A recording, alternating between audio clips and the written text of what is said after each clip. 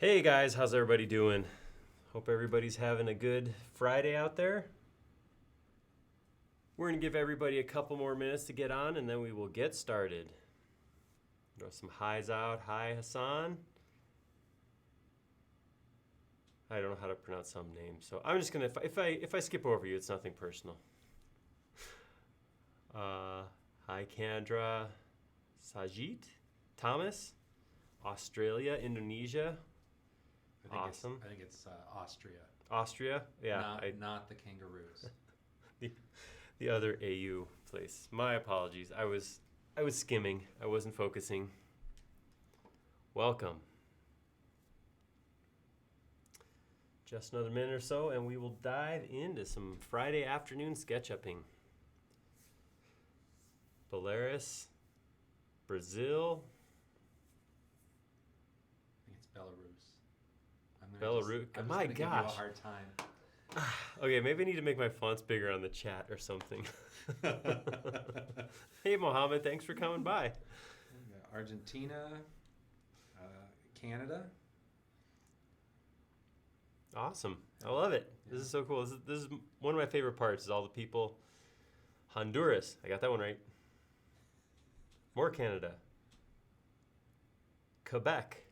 We say Quebec because we're big on the QU, but I know up there you guys probably say Quebec. Iraq, Austin, Texas. Speaking of other countries. Dubai on Facebook. Awesome. Hey guys. Happy Friday afternoon. I'm Aaron, if we haven't met before. It's good to meet you. We're going to have some fun today. With me today on the other side of the monitors that you can't see is Ty. Ty's going to help monitor comments and that kind of stuff. Say hi, Ty. Hi, Ty. Got Sorry, it. I couldn't Nailed resist. it. So hopefully you guys everybody's doing well. Hopefully everybody can relax, have some fun. I'm going to need a higher level of interaction than normal because I have some decisions to make today and I don't want to make them alone. So as we jump in here, I'll be throwing out some questions and I would love you guys to just pelt me with answers. There's no such thing as too many answers or too many opinions. Awesome. Budapest, Brazil.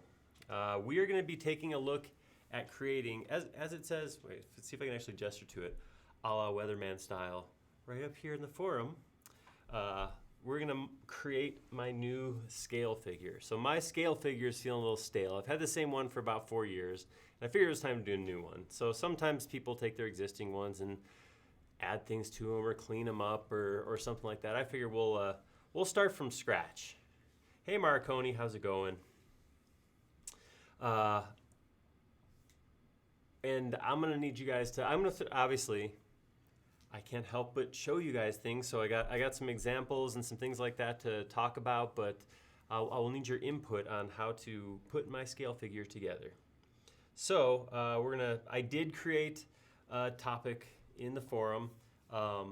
If you guys have any information to pass to me, this is the preferred way to do it because it's a lot easier for me to just grab a file from here than, wait for email or something like that. So I don't know how much information we'll pass back and forth on this particular topic, but it's there.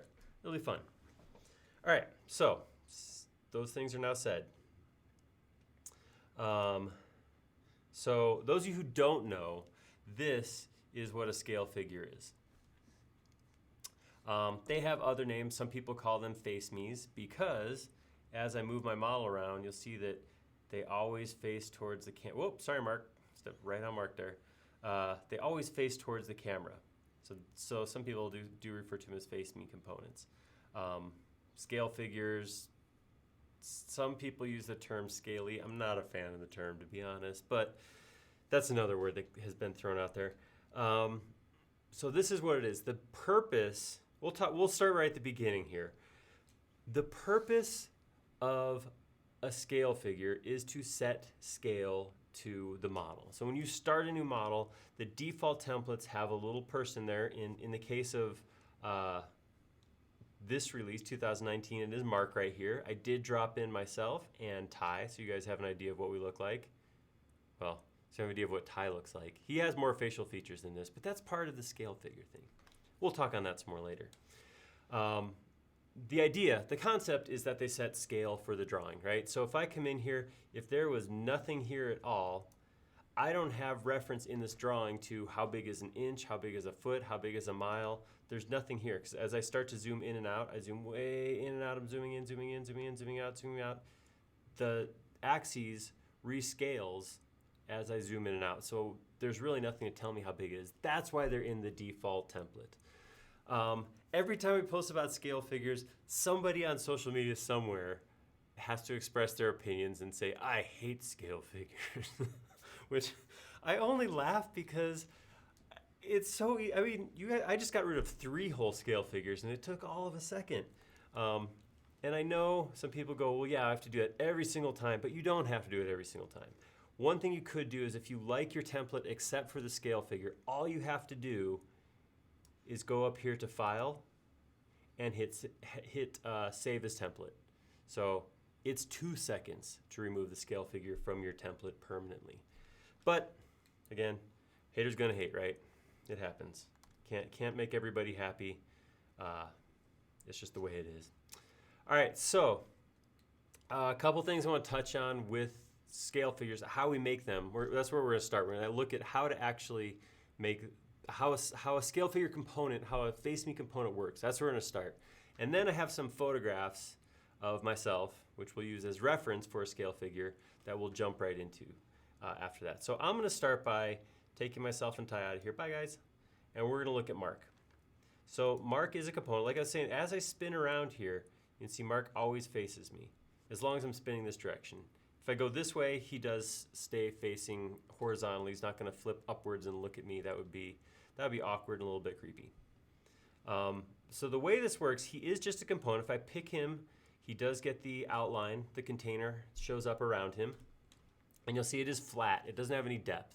So a normal face me component will be like this. It'll be completely flat. I won't have a 3-dimensional container around it. If I double click into it, now I'm editing it. Now I can spin it because I'm actually in context.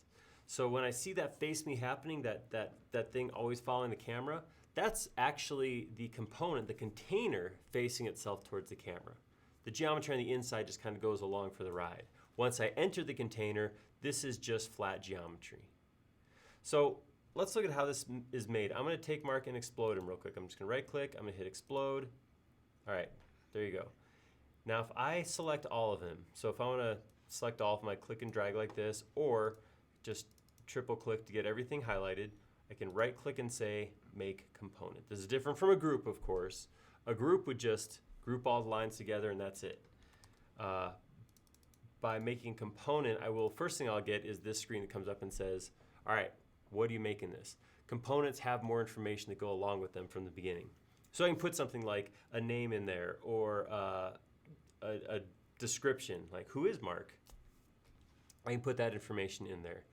The big ones that we're gonna look at for these scale figures are right here. So we're gonna turn on always face camera and we're gonna use the set component axes. These two work hand in hand. When I say always face camera, what it's going to do is it's going to pivot my model on the point that my axis is. So right now my axis is right here. It's kind of over to the side of his foot. And it's going to pivot it so that this red line is always facing towards the camera. So it's really important that you place your component axes and you do it correctly.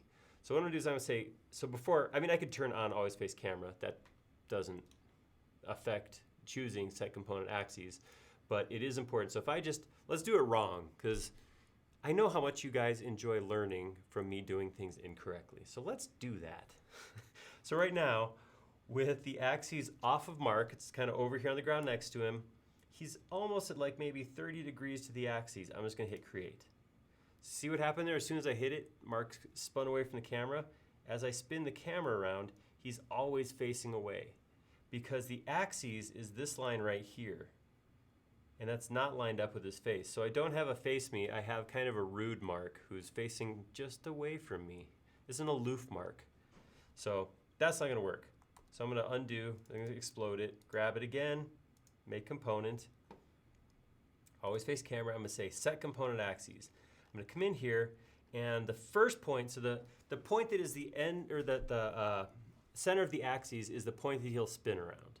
So you can make the call here. Do I want to put that right in the middle? Do I want to put it on one foot versus another? I'm just going to put it right in the middle of this foot. And now it's going to ask me to place the red axes. I'm going to use somewhere over here on the other. I'm going to hold down shift. No, I'm not. I'm just going to hit this over here. So I'm hovering over here, and then I'm going to drop to flat. Boom. See that? There we go. That's my red axes. Now if you look at the prompt down at the bottom, it says select direction for green axes. If I, without moving my mouse, I just click again, it's going to use whatever's perpendicular to that red axis. So if I hit create now, two things happen. My container got small again. It got flat because it's just around flat geometry. And now he is facing towards me all the time. So you can actually do some kind of cool stuff with this. I was just thinking about this would be kind of a fun thing to do. I want to make a quick fire pit. So I'm just going to come in here. This will be fairly low quality, but you'll get the idea. So I'm going to make a log right here. I'm just going to pivot it to flat. I'm going to drop it vertically so it's on the ground or near the ground. I'll take one over here. I'm just using the move command and the handles. Go like this. I'm going to go like this maybe. Sit right there. Maybe I'll take another one. Just rotate it.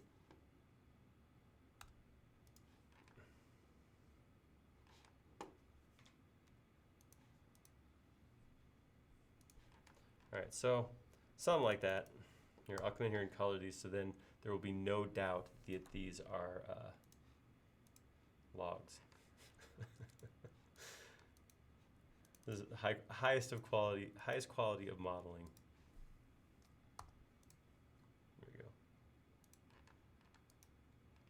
All right, so there's my little campfire. Hi, Andy, welcome. Oh, hey, Dave. I haven't looked up for a little bit. Hi, Dave. Hi, Red. And Andy, yes, we are doing this today. I did take a day off a few weeks ago, but today we're back at it. So what I'm going to do here is I'm going to come in here and just freehand a little flamey kind of thing. So maybe something like that. Ooh, that's high quality right there. You can tell. And actually I'll do this too because, whoops, not straight lines. I'm gonna go freehand again and I'm just gonna kind of draw a little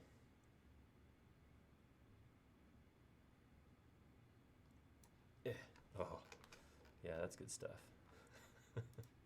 Looks like one of my models. Oh, highest of quality right there, I tell you. All right, so I'm gonna paint this real quick. I'm gonna grab an orange color. I'm gonna set the opacity to like, I don't know, 40%. Paint that right here, and I'm gonna flip over and paint, yeah, make sure both sides are painted. I'm gonna grab a yellow, same thing, drop the opacity down around 40%-ish. All right, so there we go. So now I'm gonna take that, and I'm going to, I always snap to the wrong axis when I try to, all right, so I'm gonna grab that. I'm going to make it a component, and I'm going to always face camera, set component axes. I'm going to set this so that it's actually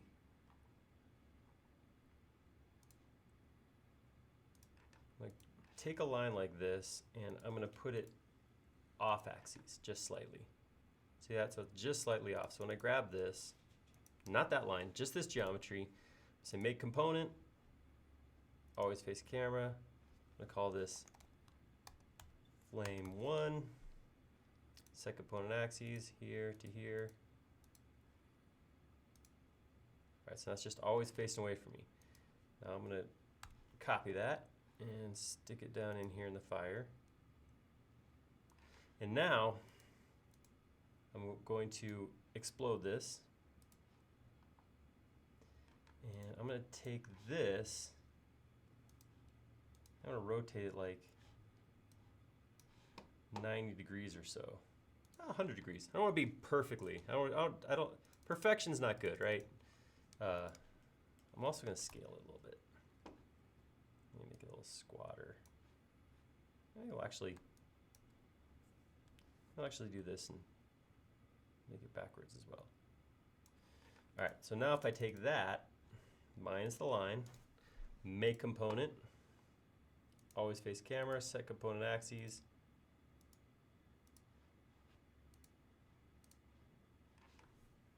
Now I can take that, put that in the same spot.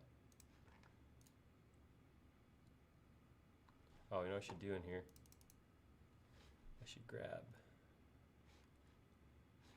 just the lines. I'm going to say select only edges, go to entity info, and hide them. Oop. Keep running into Mark there. Yep. Select only edges. That's Selection Toys, by the way, in case you guys are wondering where that came from. It's kind of a cool thing. It wasn't exactly what I was looking for, though. What I was hoping for, well, it's okay. It's all right. Kind of like it. Wanted it to fight me a little bit more. So one of the things you can do, oh, you know what? I know what I was thinking of. I'm going to take this one. I'm going to Command X. I'm going to come into this one, and I'm going to paste in place. Still didn't work.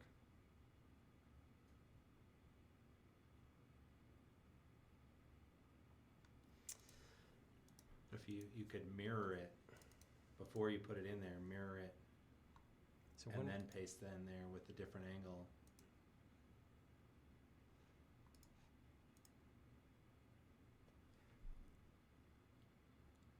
What I was trying to do is get like a flickering thing where they would move around each other.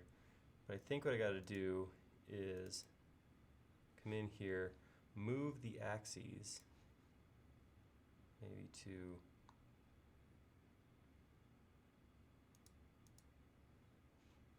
see what that does.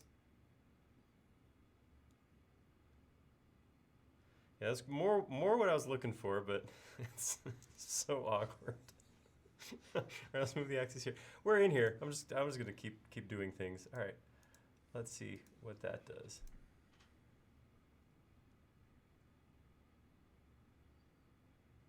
No, the one inside another doesn't work so well. All right, X, take that, paste in place.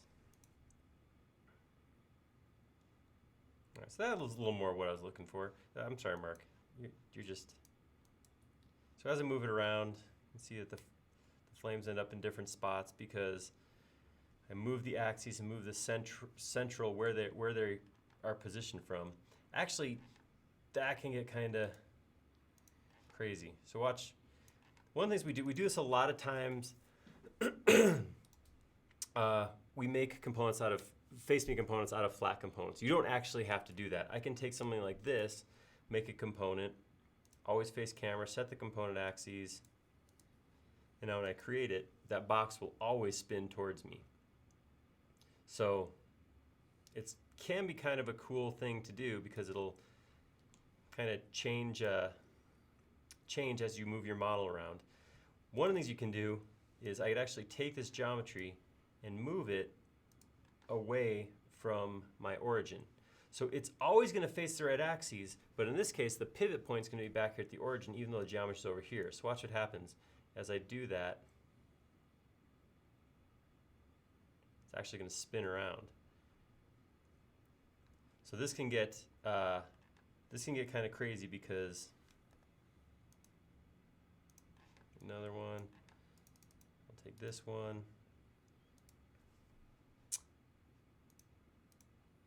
Say we set this one back here.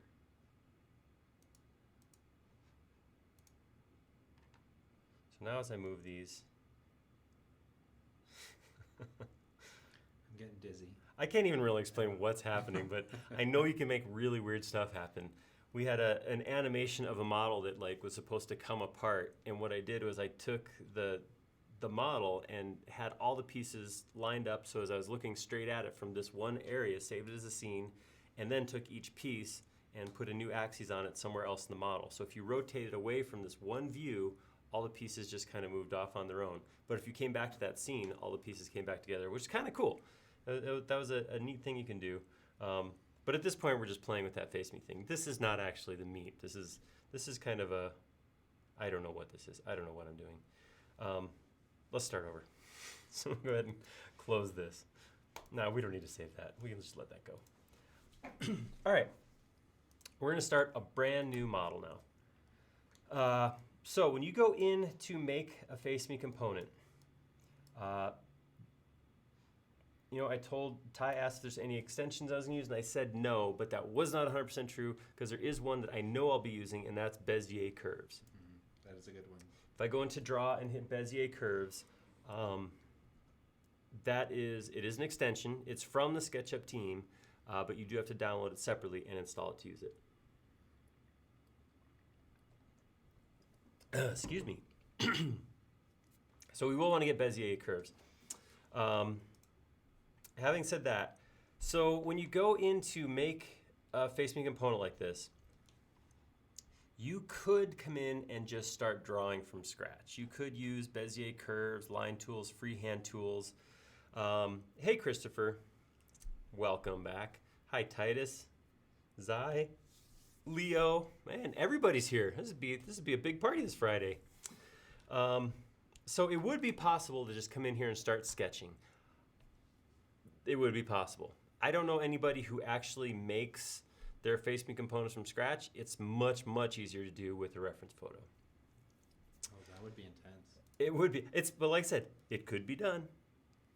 There's a lot of things you could do. That sounds like a challenge. Yeah, that's a challenge for someone else. Not a thing I'll be doing. So what we generally do when we make them in-house, so the scale figure is kind of something you end up doing when you join the team here at SketchUp.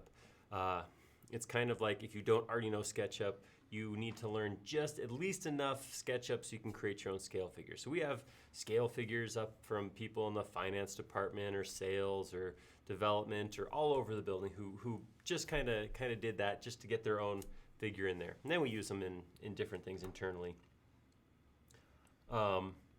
So the first part of this then is getting that photograph to use. So that's not as simple as just grab any photo. I mean, some people do that. They go, I'd like this photo of me, so I'm going to use it as a scale figure. That works perfectly fine. But one of the things you'll notice when I look at Mark right here, he looks like he's standing on the ground. One of the reasons this picture, this scale figure works so well is because the way his body is oriented.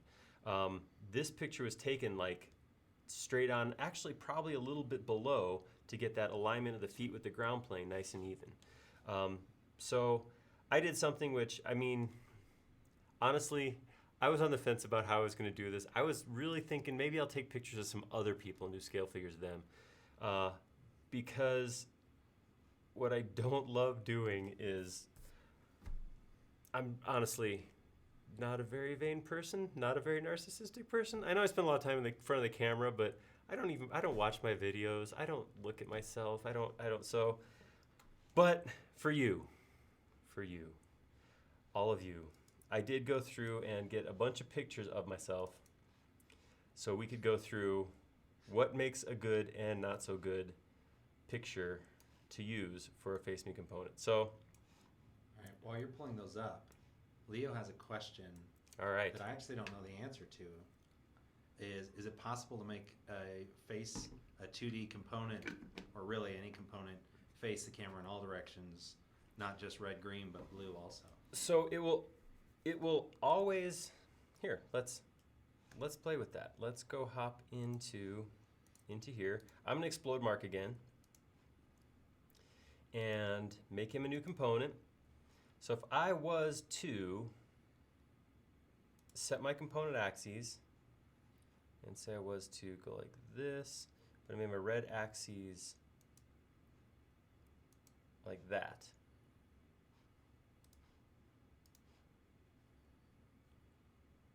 Now he's facing me the other direction.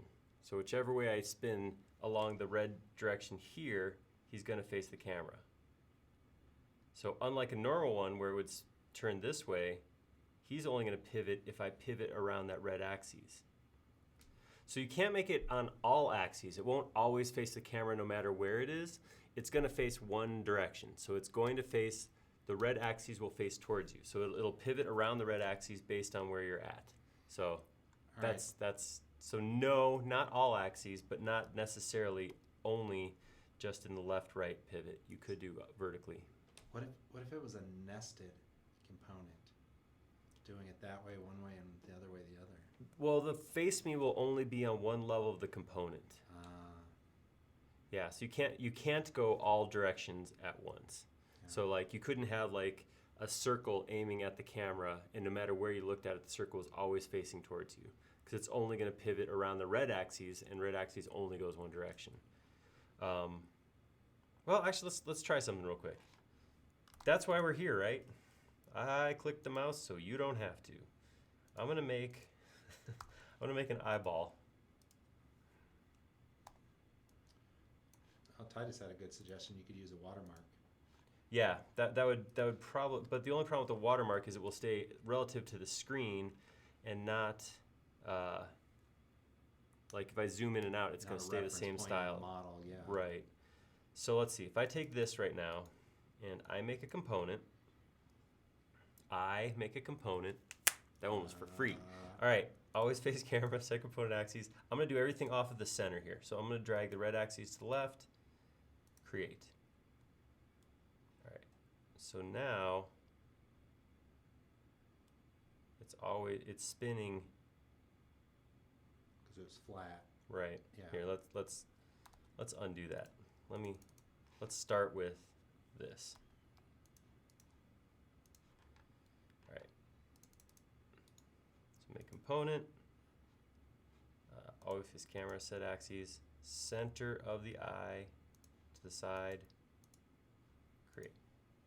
All right, so now, no matter where I spin left and right, the eye will always stay on me. So if I was to go into this now, grab all of this, make component again, set component axes, and this time I'll take the red axes out like this.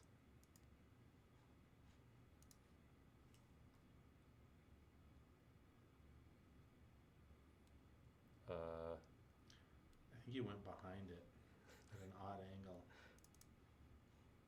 Right, so this one, it's going this way.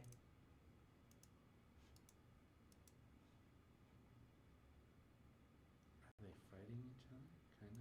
All right, so this one, the red axis is there. This one, the red axis is there. I'm just gonna put it on every axis and see what happens. Make component one more time.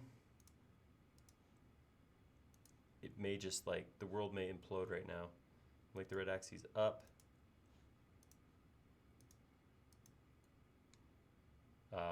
It just stops working. It just yeah, nah, I'm not gonna do that. Yeah, so Leo, that's a good question, but it looks like it does not. It only works in two directions. You can set that direction, but the third one is static. Right. So let's see, what happens if I make...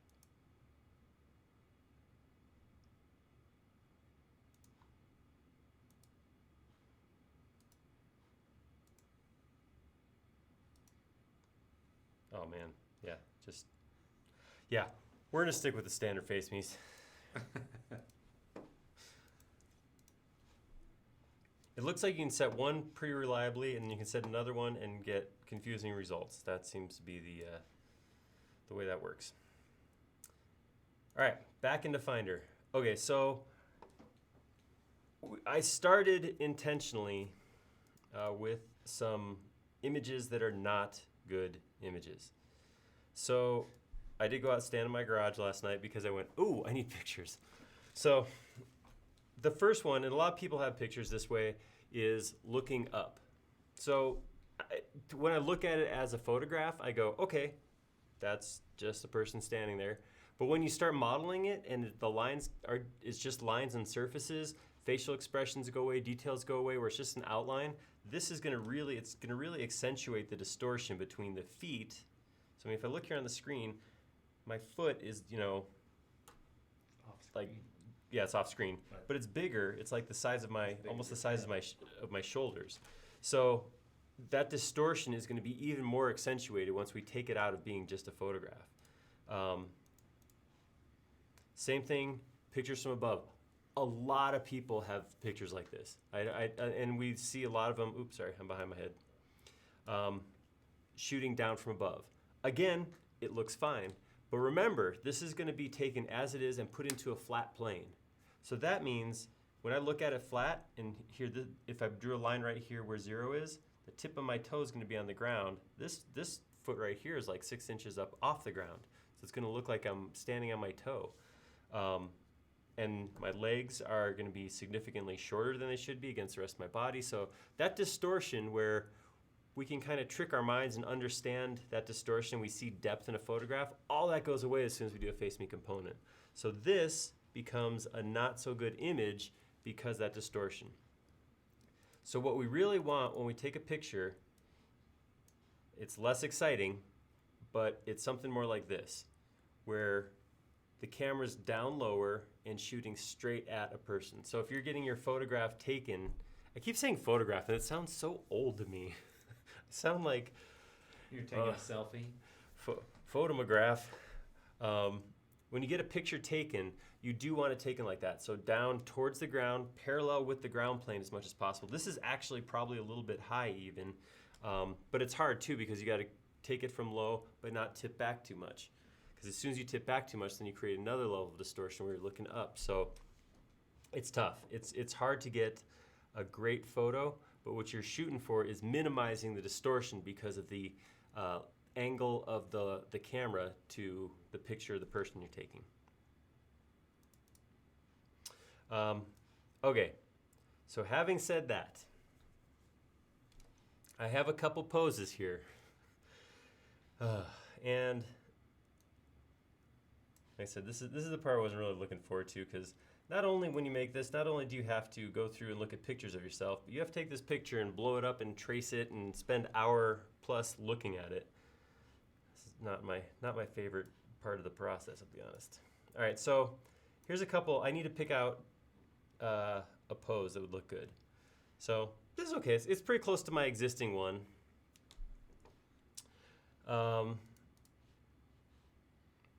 This is one that a lot of people use in the office. Hands on hips. It's acceptable, I guess. It's a thing.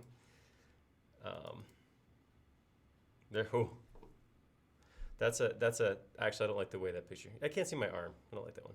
I'm taking that one out of the running. Nope. I don't know what I'm doing.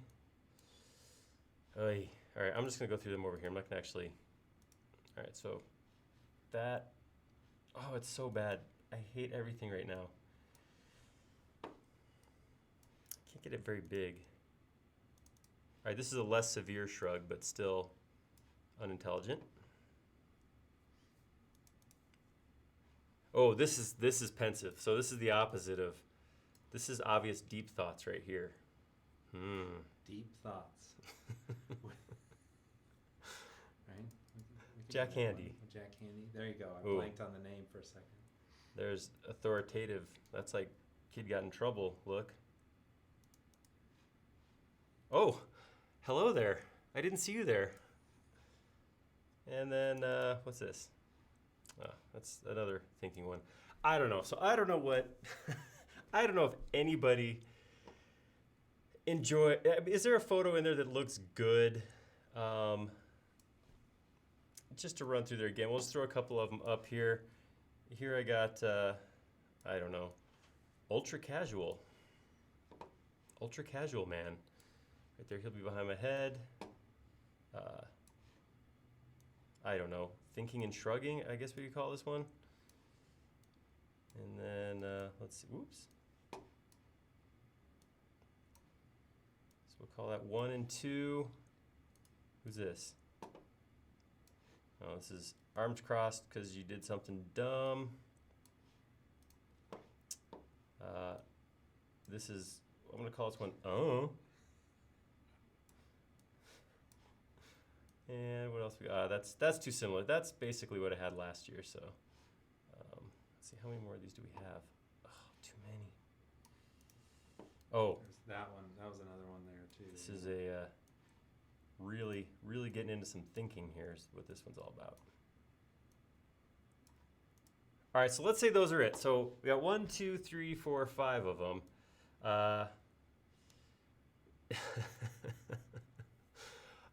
So I didn't actually get a polling system together. We've used a poll before in the past, and I don't actually have that. So just the next couple minutes, go ahead and let me know if number 1, number 2, number 3, number 4, or number 5 is best. Just type in a number.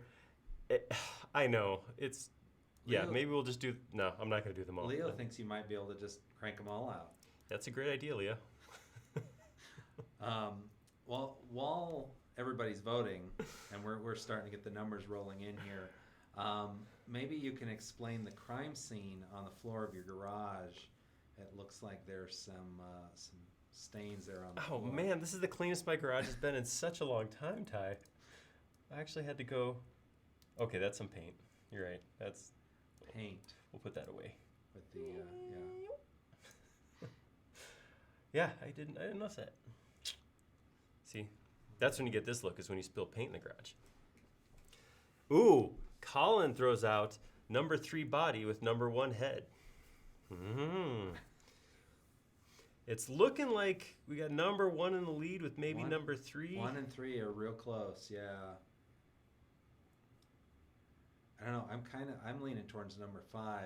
It looks like you're about to pick something. We do have a couple 5s, but yeah, well, actually, 4's making a like running most for of it, those too. 1s are from the same person. Oh, did I miss that? Oh. Agritaville? Oh, okay. That's why Oh, one that was was in the lead. sneaky. Yeah. But we didn't say 1 vote only, so. That's true. All right, I'm gonna say it's kind of looking like 3 or 4. 4 looks like the old one. Dave pointed out that is true. Yeah.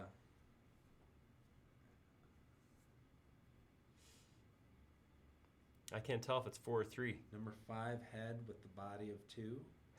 Number 5 head. Looking behind yourself. Are you going to do a poltergeist scene here? There's a lot of 3s.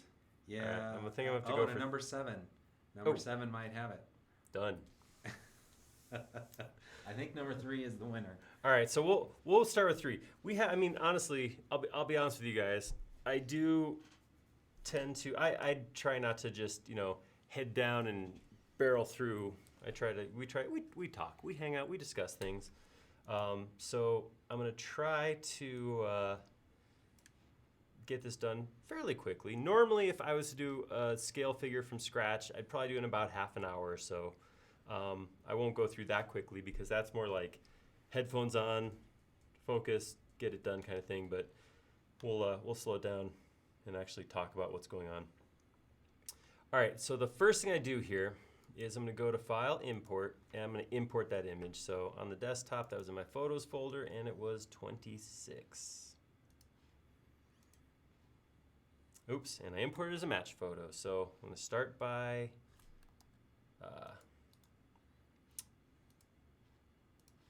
done and delete. Whoops. Delete. Yes. All right, let's try that again.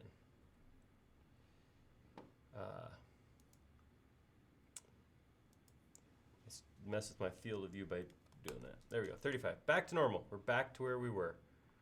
All right. So I'm going to go File, Import.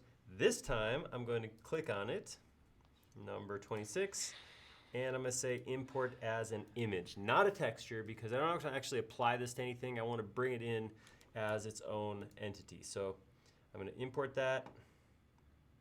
I'm going to drop it right here and then just scale it up kind of big. Actually, I'm going to scale it up bigger. Go fairly large like that. And then This came in a kind of a weird orientation, so I'm gonna come over here, use my rotate command to, there we go like that. And at this point, I could start tracing. I tend to, this is just the way I do it, I tend to put it flat on the ground. I guess there's not really a reason to do this other than this is just the way I do it. I like to put it on the ground and just trace it from above. So not a requirement, absolutely not something you have to do, but it is, like I said, it's just kind of the workflow that I ended up using. I'm not worried about scale right now. Once I complete my face me component, once that's done, I'll take it out and then I will scale it to size based on the height of whoever you are scaling. I'm just reading through, make sure I didn't skip anything. Ooh, Dave Richards throwing out some solid dad jokes. I've been trying so hard not to laugh at that joke right now. If you guys aren't following along on YouTube, Dave Richards just commented, "I gave my brother a refrigerator for his birthday. You should have seen his face light up when he opened it." It's just solid. There's no flaws in that joke. All right, so I'm gonna come in here and start tracing. I'm gonna get, wow, I do have a little bit of distortion on my head there. That's a little big headed. Oh, this is so bad. All right, so I'm gonna come in here. Did you take this picture? This is with my phone. I would recommend find a friend that has a good camera. It does help for those nice clear lines. This looks like sad Aaron. It's like Mona You Lisa kind if of you have get sad eyes here.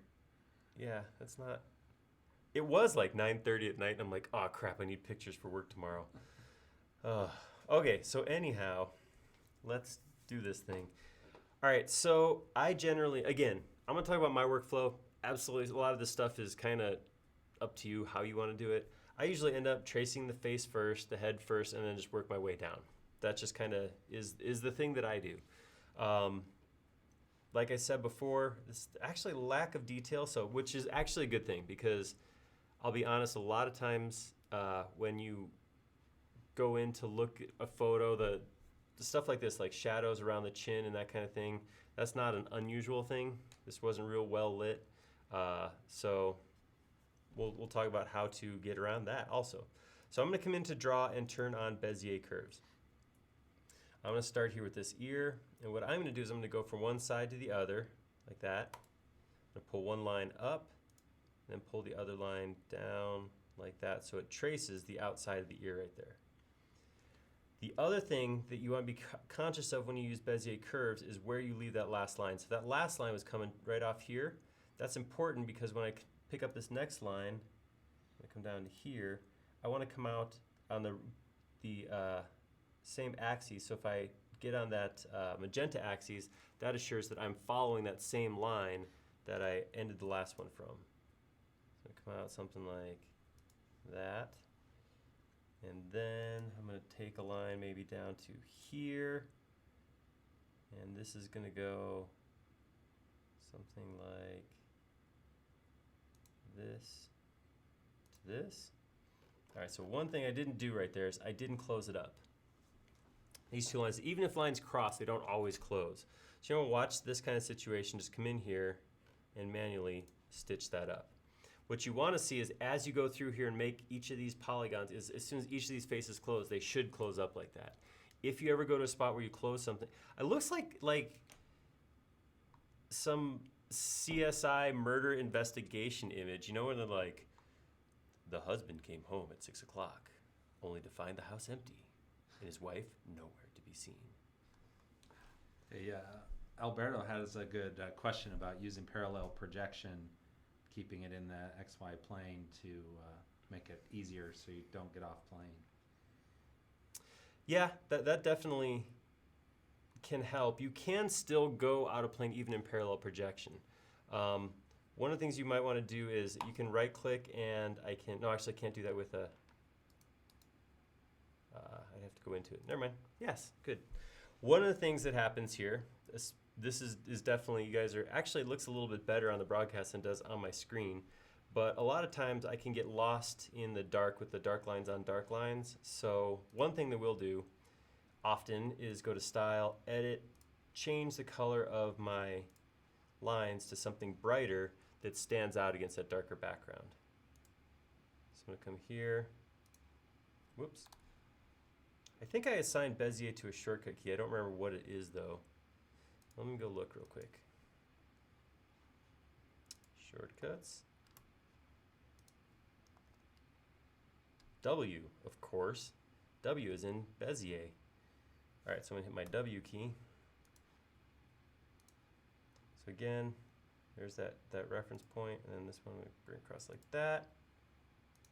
Grab that, come up to here-ish. I'm gonna just take this right into the hair. So I'm gonna come here to follow that orange line up, and then just bring it over, something like that. Oh man, I'm getting a haircut next week, by the way, because stuff's going on here, and this maybe not. I'm gonna go from here to here. Oof, it's really something. So grab a Bezier from here to here. I will say that when you go in and start using Bezier curves, I have not found like a solid, here's exactly how you should go about breaking something into like manageable curves. Mine ends up being a lot of hit and miss. So I'll go in and I'll put in what I think is the right line and then go back and redo it again later. So that right there did not close, which is actually okay. I'm okay with that in this case because I don't want it to close. I still have more details to put in here. So I'm gonna do this ear over here. Oh, we just got to get to the body and get off of this face as soon as possible. All right, so right now, it's actually snapping off onto the blue axes. I always want to make sure that underneath my cursor, there's that little magenta diamond. That assures that I'm on surface. So as soon as it disappears like that, I want to make sure I don't click. This is just a matter of watching it. There's not an easy way to say always click on surface or anything like that. You just have to watch where you click. This is a spot where rotating to the side like this might help. Rotating straight up above in some cases might help. But you just have to keep an eye on it and make sure that when you're clicking, you're actually closing those up. All right, so I'm gonna come right here. You know, it's almost easier to do your own face me than do somebody else's. It's like being a photographer, making everybody look good. You kind of get to Photoshop yourself a little bit. Well, yeah, and I can be a little bit more indifferent about certain details. Like, you know, nobody's gonna look at it and go, oh, why'd you make me look so fat in my face me? I just have to accept that. I don't know, I may come back and rework some of this stuff. I'm gonna get some initial lines in here. Bring it down here. Man, I thought I was pretty clean right here, but this looks like I got all kinds of stuff going on.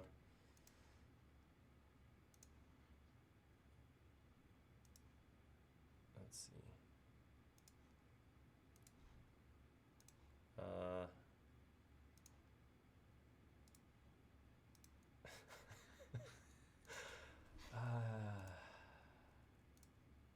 There's another reason that I haven't made another face me component in all the time I've worked here. It's because,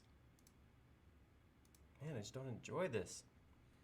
Being this close to my own face. All right, so that turned out weird. Oh my gosh. So there's a couple of questions or comments about I would imagine changing the segment count down. When you're with the short curves, you can set the segment count down to make it a lighter model. Yes, that's actually, so one of the things about using Bezier curves, which, like I said, it will get you a very nice looking model, no question about it, but it will give you a heavier model. So when you're done with a Bezier model, you'll end up with lots and lots of lines.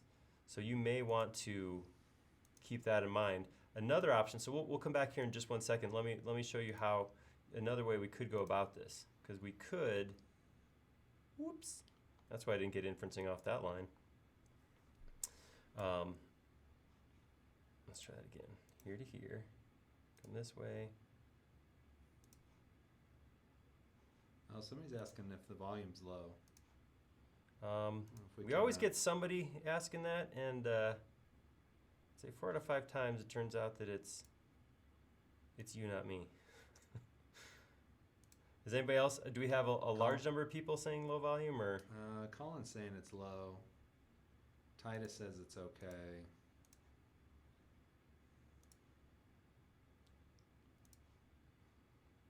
All right, so that's where I'm going to start.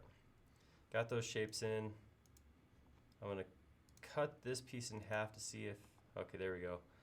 Problem is, as soon as I have that shape inside a shape inside a shape, that's when stuff starts getting a little weird, and it won't necessarily close automatically.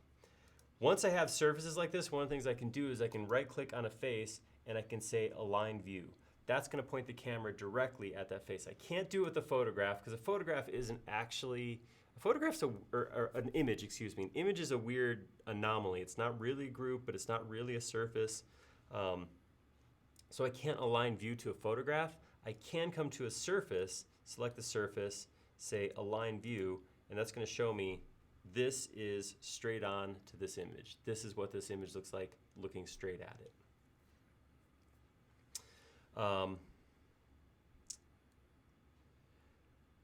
Colin's still saying it. I'm sorry, Colin. You're just gonna have to muscle through, buddy, because we have it right where it's at the danger line of getting distorted if we turn it louder. So I apologize. I was talking a little with my head down too. So maybe I'll try to speak up or speak at you. All right, so we were talking about, so that was all done with Bezier curves. I feel a little more comfortable having that portion of the face covered up. Hey, save! Yeah, there you go. I'm gonna say, there's something to be said there by Dave's suggestion. Don't forget to save once you've done something you want to keep. Yeah, anytime you do something you don't want to do again. All right, so just talking about it, I'm gonna model these two sides 2 different ways. I'm gonna come over here on the left side, and I'm just gonna model using line segments.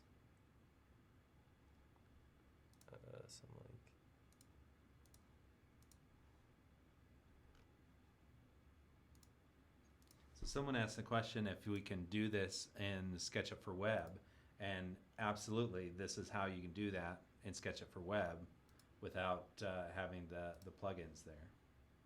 Yeah, so you won't be able to use Bezier curve. You'll have to go more along this process, which, and this is basic. This is fundamental line drawing with SketchUp right here. This is something everybody should be able to do. So what I'm doing is I'm just tracing around the shapes using line segments. So this was actually probably how most people created their first face me component. So all right, I'm gonna say that's enough.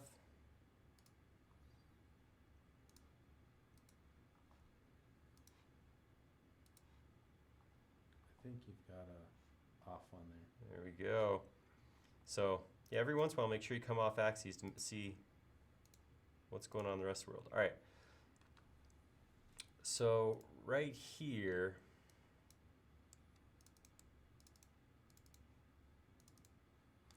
if I look at that, just that selected, I have 65 entities right there. That's 65 entities for half a neck. So let's come over here to the other side. I'm gonna do that same area with Bezier curves. Come to about here. And let's say this goes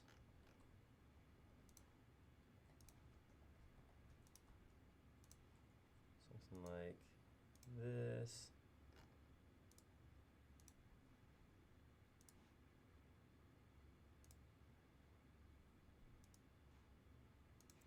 And click to here.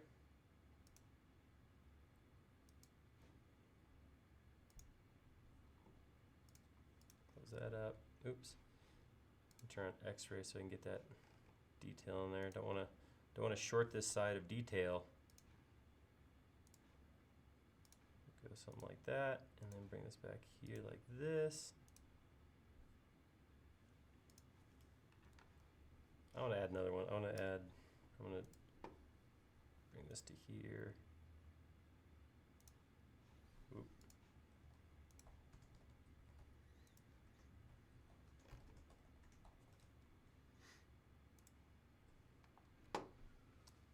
All right. And then I will, oh, I did take that out a little bit further. So X-ray, I just did it kind of without talking about it too much. X-ray is another way to see more of your model. You can use X-ray when you get to that point where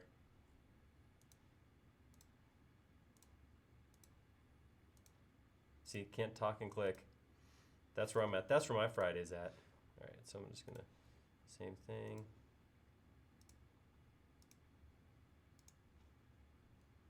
Somebody's off axis again. Troublemaker. Here to here. All right, so if we grab this half a neck, it was 63 last time. That's 252. So that's just that small area right there. You can see the difference that this is going to make in an entire model. Depending what you're using that face me component for, it might not be worth it to have something that's, 4,000 edges on it. It might just be something you do want to have lower quality. It's up to you. It really comes down to what you're using it for. If this is something where you're going to be, this is going to be the center point of a model or something like that, then you might want to have that higher definition if you're going to output it or something. I don't know, print it out. We do print these sometimes as, like for Basecamp, we have a bunch of these full-size characters standing around. So we actually do export them as higher polygon line segments for that. But for something that's going to sit in the corner of your model, maybe not worth it. So if we go look at, let's go actually check out Mark right here. So Mark, you can see Mark he's a good looking figure. He looks all right. If I come in here, I can see, without going in too far, I can start to see some segmentation around some of these arcs. I can see the edges that make up the Great Lakes here, and his face. Here's the lines around his glasses. You can see that. If we come in here and select everything, he's only 1,300 entities in total. So let's hop back over, and if we look at just the face here, I'm already at 6,000. So just the head here is almost as much as half of all of Mark. So if let's grab just Mark's head. So you can see he has not quite, but close to a third. He's got more detail in there too with his glasses and stuff. So about a third of, just over a third of the polygon, or the entities edges. That's primarily edges because this is only 1, 2, 3, well, it's a handful of faces, but you can see the big difference. That's it's up to you how heavy you want to make it. We tend to shoot for lighter ones when we work on them, but it's really kind of up to you how you want to do that. So questions are coming up, and I was going to get to this too. Facial expressions, that kind of thing. You see the standard face me or scale figure components look like this. You'll have hair, or not. Some people don't. I mean, we don't discriminate against people without hair. That they can be scale figures too. And facial hair, and that's it. Everything else is just blank. The idea this is supposed to be like not a hero image, but in the spirit of a traditional scale cutout in a drawing, like a shadow figure or something like that. So in that vein, we don't actually generally put in more detail than that. That's about as much detail as we get into usually. Again, that's not a required thing. I've seen people who have gone in and put in noses or eyebrows or mouth lines, that kind of thing. It's up to you. There's not a set way you have to do it. This is sort of just the standard default. This is the mode in which all of the scale figures that are actually default scale figures in the releases have been created. But SketchUp's creative. You can kind of do whatever you want. All right, so with that, you can kind of see the difference here. All right, so You can when you're up close. yeah, but as soon as I come back if you're here, there, I mean, I don't have It's my pretty hard to glasses tell on, it. but I can't tell the difference. trust me, looks great. All right, so if I was just, let me close up some detail here.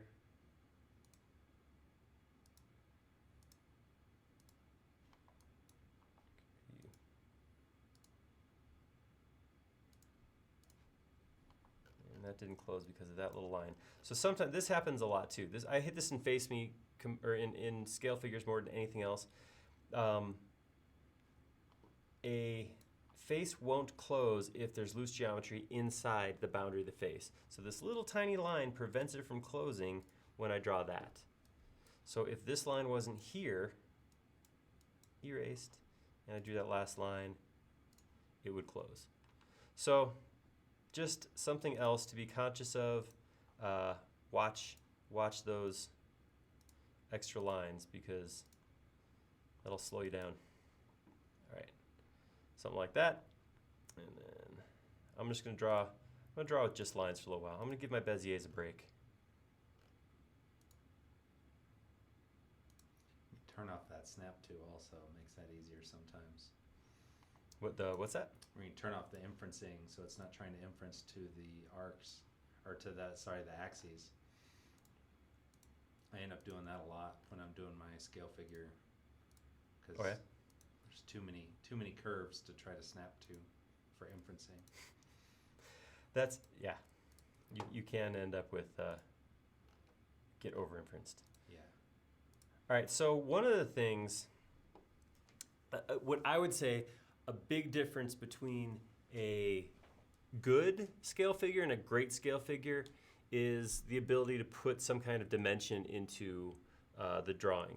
So that happens. So if we come over here and look at Mark again, I love Mark's jeans. He has just the right amount of wrinkles in here. His shirt's good, but this is awful. This is like almost like, you know, like spandex here. Look at those straight lines. Maybe Mark irons his shirts. I don't know, but I love this. This is so cool because you do have these folds in the material and it looks real. So if this wasn't here, if we came in here and got rid of all these lines, it wouldn't look bad. It just doesn't look as good as this. And likewise with these bumps on the outside, all these little spots where the jeans shoot in and out, that's realistic. That's how material looks. So I really like that. So we're gonna try to do some of that kind of stuff in here too. I've already started here, adding some lines up here on the shoulders. And I'm just gonna kind of keep working my way around. And again, I'm just working my way around with a regular line tool. And I'm gonna come to right there, and then come around this way.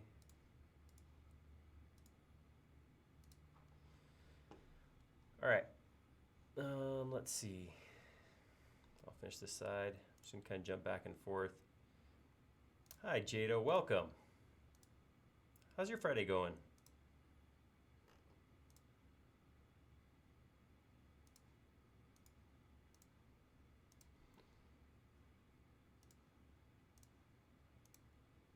All right, I'm gonna get to here, and then I'm gonna draw, so I got this crease, some armpit geometry. I'm just gonna put it right there for right now. Trying to figure out what to tackle next.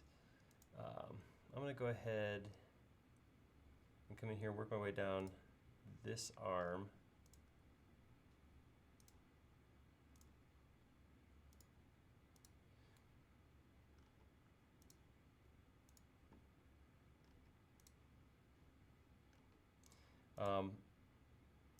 That's our thing. As you come in and do these lines, try not to make too long of lines. Ooh, look, that's almost a perfect vertical line.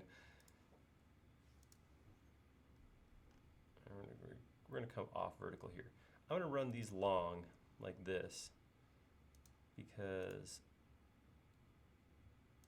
I will come back and clip these when I create my other line over here.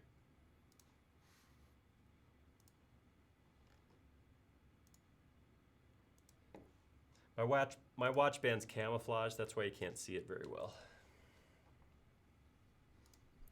All right, and same thing here. I'm gonna run this hand comes underneath. I'm just gonna run it long like that. And then when I come in here, I'll start this line for the opposite arm. And now this line will actually intersect all these pieces. I didn't make that last one long enough.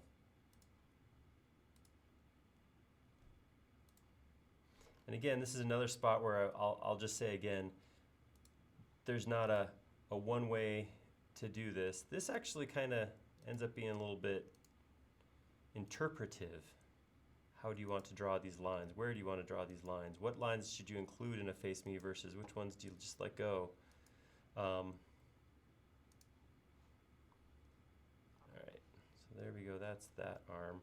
So again, because these lines went inside, that face didn't close.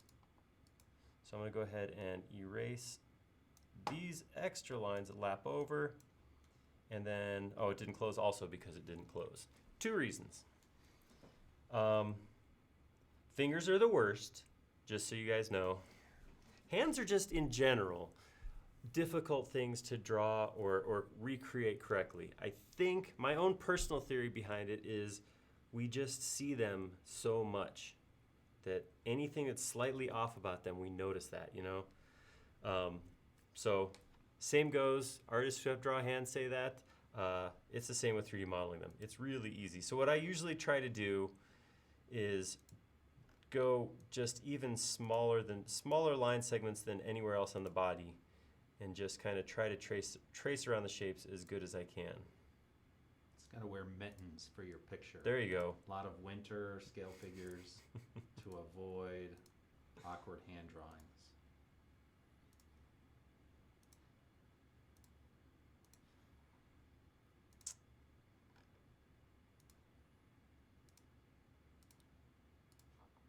Let me erase that line as I go. Yeah, that should have closed off. Oh, you do have a stray edge there. Is this all finger? So much finger. All right. So, and something else to note here, I keep kind of mentioning this, but I'm basically creating my first set of geometry, knowing that, again, as a creative process, I can go back and change this afterwards if I want. I can make changes. I don't have to stick to this line drawing exactly. All right, so here's the thing. This is a thing that you guys should know. Well, first, here's one thing. I don't like when this happens, because I like to give the material a little bit of depth, so I usually do something like this. Just to give it, you know, show that it's not like a wetsuit or something. It does have some material to it. Nah, that's just me. I'll put that one on myself. All right, so this right here has happened. See this line right here? So I could erase that and then close it off, and that would be okay. But I kind of like a little bit of line right here, just indicating that there's a crease in the arm right there. That is a thing that actually happens. So how do I keep that and still close it? Well, I can come in here and do things like this, and all right, get it to close, and I could come back and delete this. That's okay, but it's not great because look what happened.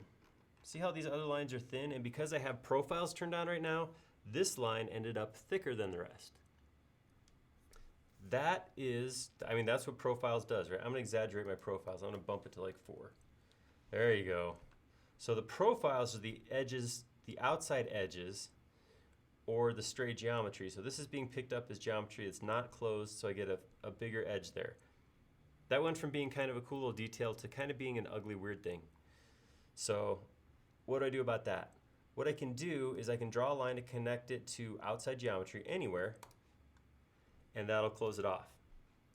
See, it's no longer big, but I do have this line breaking right here. So what I can do is I can shift erase that line, and that is going to stay closed. This is still a separate polygon or a separate face than this one, but because that's hidden, all I see is this line, and it's small. It's a simple thing to do, but it really makes a difference. If you come over here to Mark, if we look at Mark and we go to View, Hidden Geometry, especially down here, he's got all kinds of lines zigzagging around his chest to close this geometry off. So not a weird thing to do. It's actually a good way to get that extra detail into your model. All right, so in the spirit of these creases and folds and stuff, I'm going to do the same thing here. I'm going to take this line up to there. I'm going to grab another line, bring it down here. I don't know, I may end up erasing these at some point, but I'll take this one over here, this one up to here, and then shift erase both those lines. Something else I'll do as I work across here, if I just want to see how this is all closing up, I may just drop a line temporarily just so I can see that as I'm working my way through. I don't have to wait till I'm totally done. Some of these faces, the face, this top half of the shirt's gonna have a bunch of sides. All right, so let's continue on with the accessories. Accessory modeling is absolutely imperative. Get this. Okay, so this is this arm. So I'm going to pick back up where I left off with this arm. Continue working my way around. A little crease there. That there, and then just like I did on the other arm, I'll probably do something like that. And same thing here.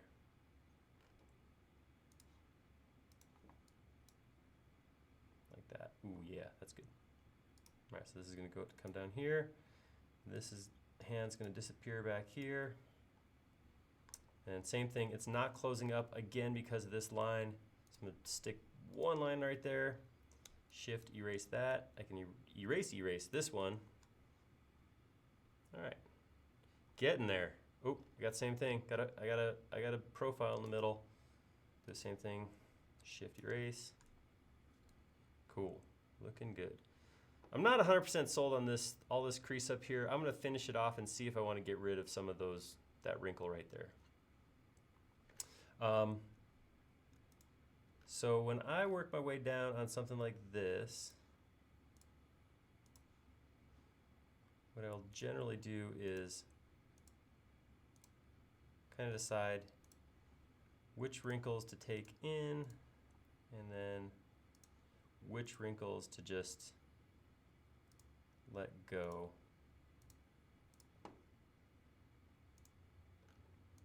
There we go. I'm going to do the same thing down here. I'm going to leave a little bit of a edge like that, bottom of the hem of the shirt.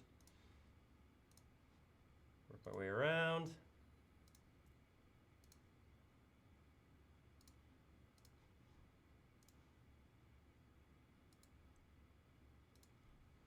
Awesome.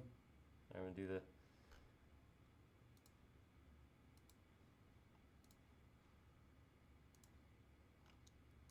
way up here. Blue inference line tells me that one may be off. Woo! Just saving me a step later. That's good. And always have your tie turned on, so you can catch those kind of problems. All right, so I'm gonna run this one long because I'm gonna take this line up from here, like that. Again, I know this is what the picture looks like, but I may come back here and decide that when I'm done, this looks weird and get rid of it.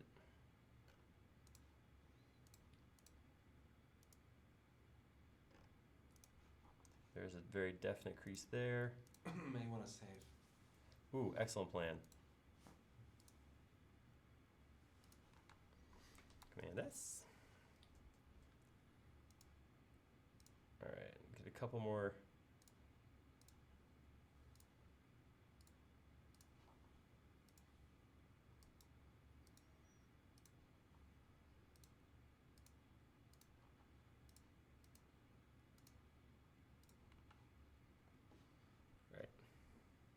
They may be over creasing, so I may come back and get, no, I definitely gotta do this one though.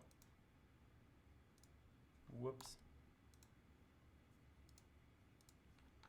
All right, nothing closed up here. No, whoa, that's not a good look on a abdomen. All right, I'm just gonna go ahead right now and just do this because that's gonna look better when I'm done.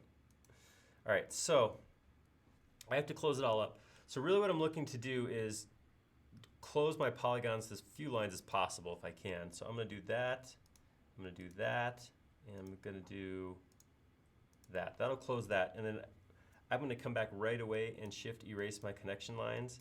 Because I've done this before, I've gone through and connected a bunch of geometry, and then I went back out and I'm like, oh, I don't remember which ones were added. So I get rid of that as soon as possible. So I'm gonna 1 here, 2 here, 3 here, and then I will shift erase, shift erase, shift erase, and then one more set right here. Click here, and click here. Shift erase, erase, and erase. All right. That's not too bad. I still don't love this shape right here. I'm not a vain guy, but I mean, it kind of looks like I got, you know, I don't know, like I'm what? Like I'm a... Too many tacos? Yeah, exactly. It was not taco day. So I'm gonna go ahead and just move. Let's beautify. Let's do that. I'm gonna go like that, and I'm gonna erase this line right here. And then I'm gonna show hidden. Get rid of that line, and then put a new line right here, and shift erase that. All right. Dave wanted to point out that that shape comes with age, Aaron. I know, but look how easily it goes away, Dave. There's certain parts of your life where you can make that just disappear. Oh, it's a lot more work to get rid of it for real, huh? That's why you guys will notice I get cut off right about here. Okay, we're working our way down the model. Not the model, the model. All right, I'm gonna go grab my lines again.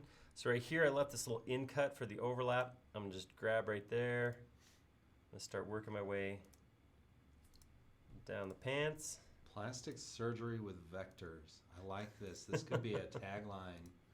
Hold on, I gotta call the marketing team real quick. I like it. I'm not gonna pretend like I didn't shave, you know, some unwanted curves off on my scale figure. That may have happened. It's perfectly acceptable. Putting your best foot forward. All right, so.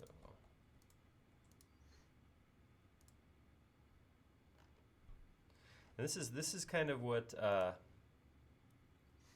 pants like jeans tend to do. They kind of tend to bunch up towards the bottom. Ooh, we've wandered into the blackest night right here.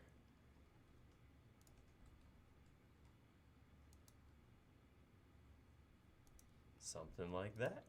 All right, we put this fold right here. All right, so here we got to a point where we have an option to add additional detail.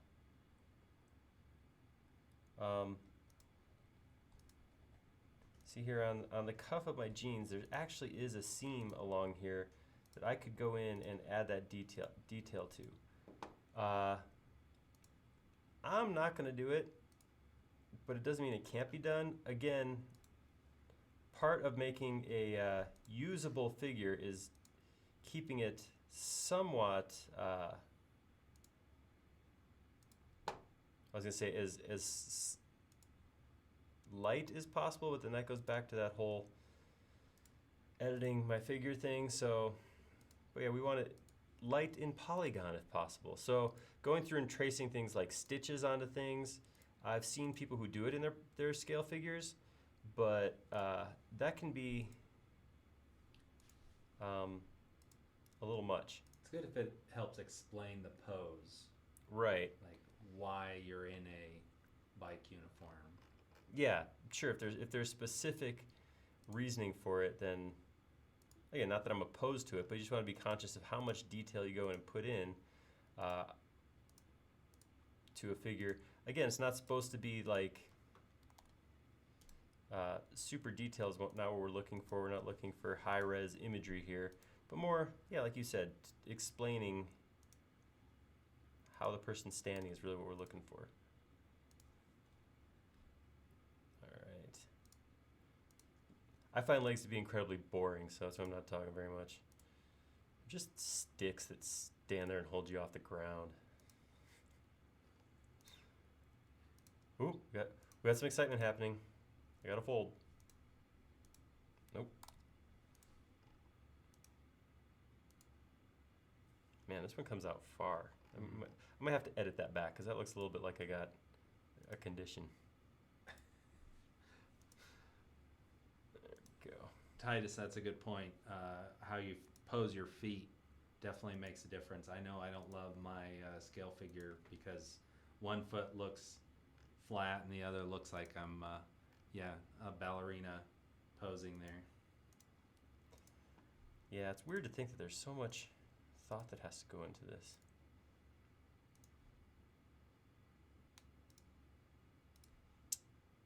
I'm kind of guessing because I'm in an awful dark spot. Again, I guess my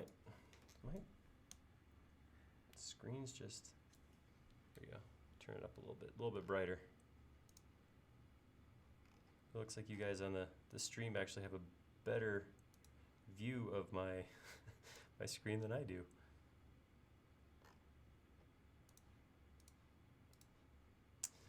All right.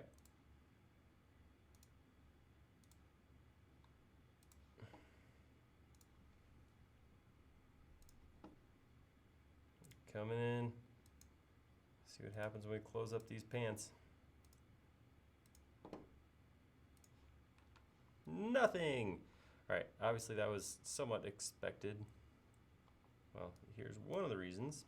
Oh, I missed that one. Come on, Ty. I know.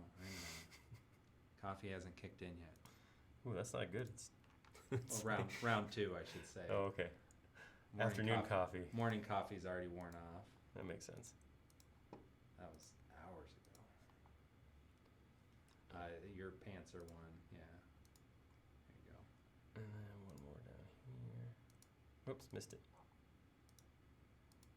All right, so shift erase, erase, erase. And up here we got this thing going on.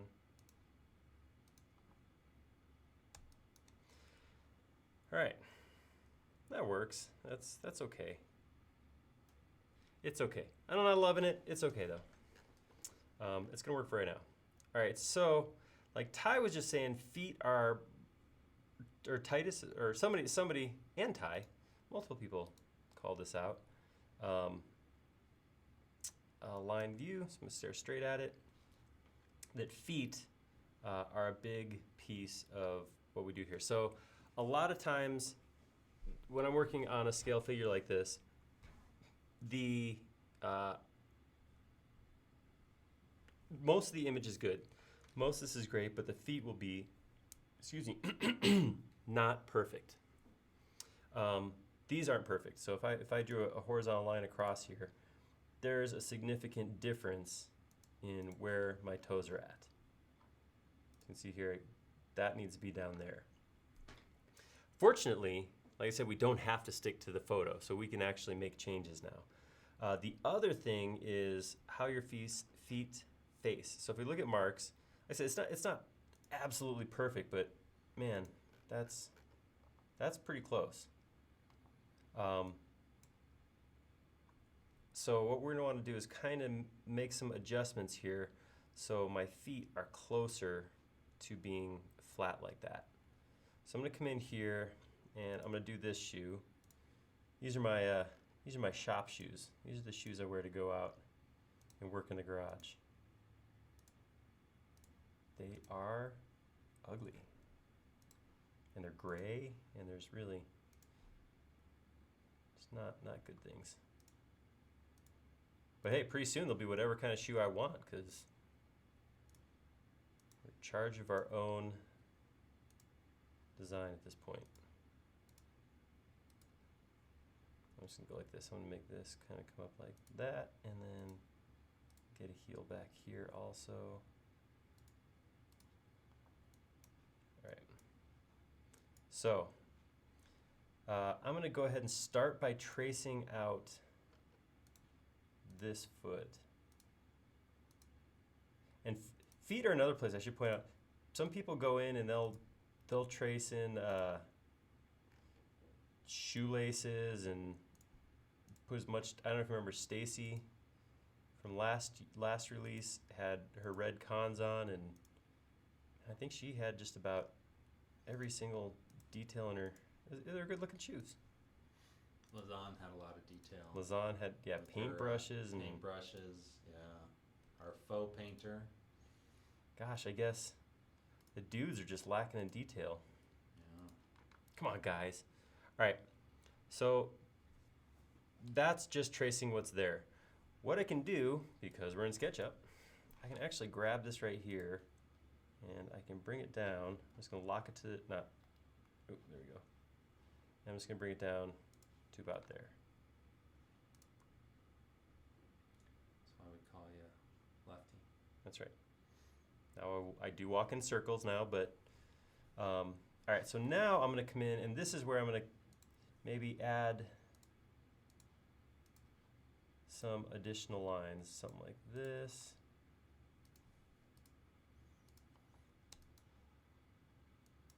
Wait, why didn't that close? I don't think you made a face. Yeah. All right. Missed that reference line. There it goes. There you go.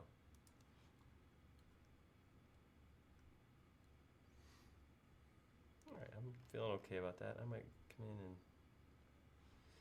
something else I can do. So X-ray is a great thing to use while you're doing doing these components too, because if I turn on X-ray, it's going to show me my details back through the drawing. So if I want to come in here, I'm going to get a little bit more.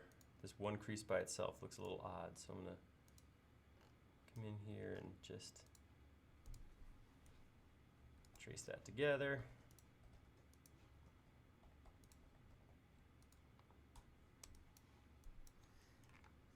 Oops.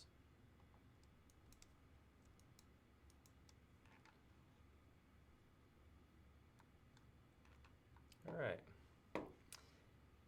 When I get to the point where I think I'm good, actually I have one more line I want to add right here too.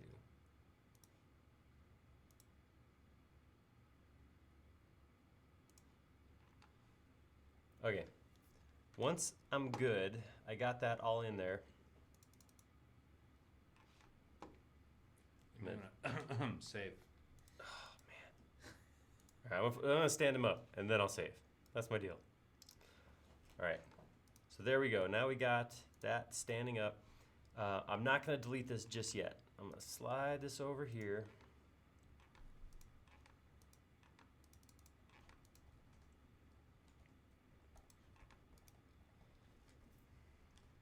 And let's go ahead.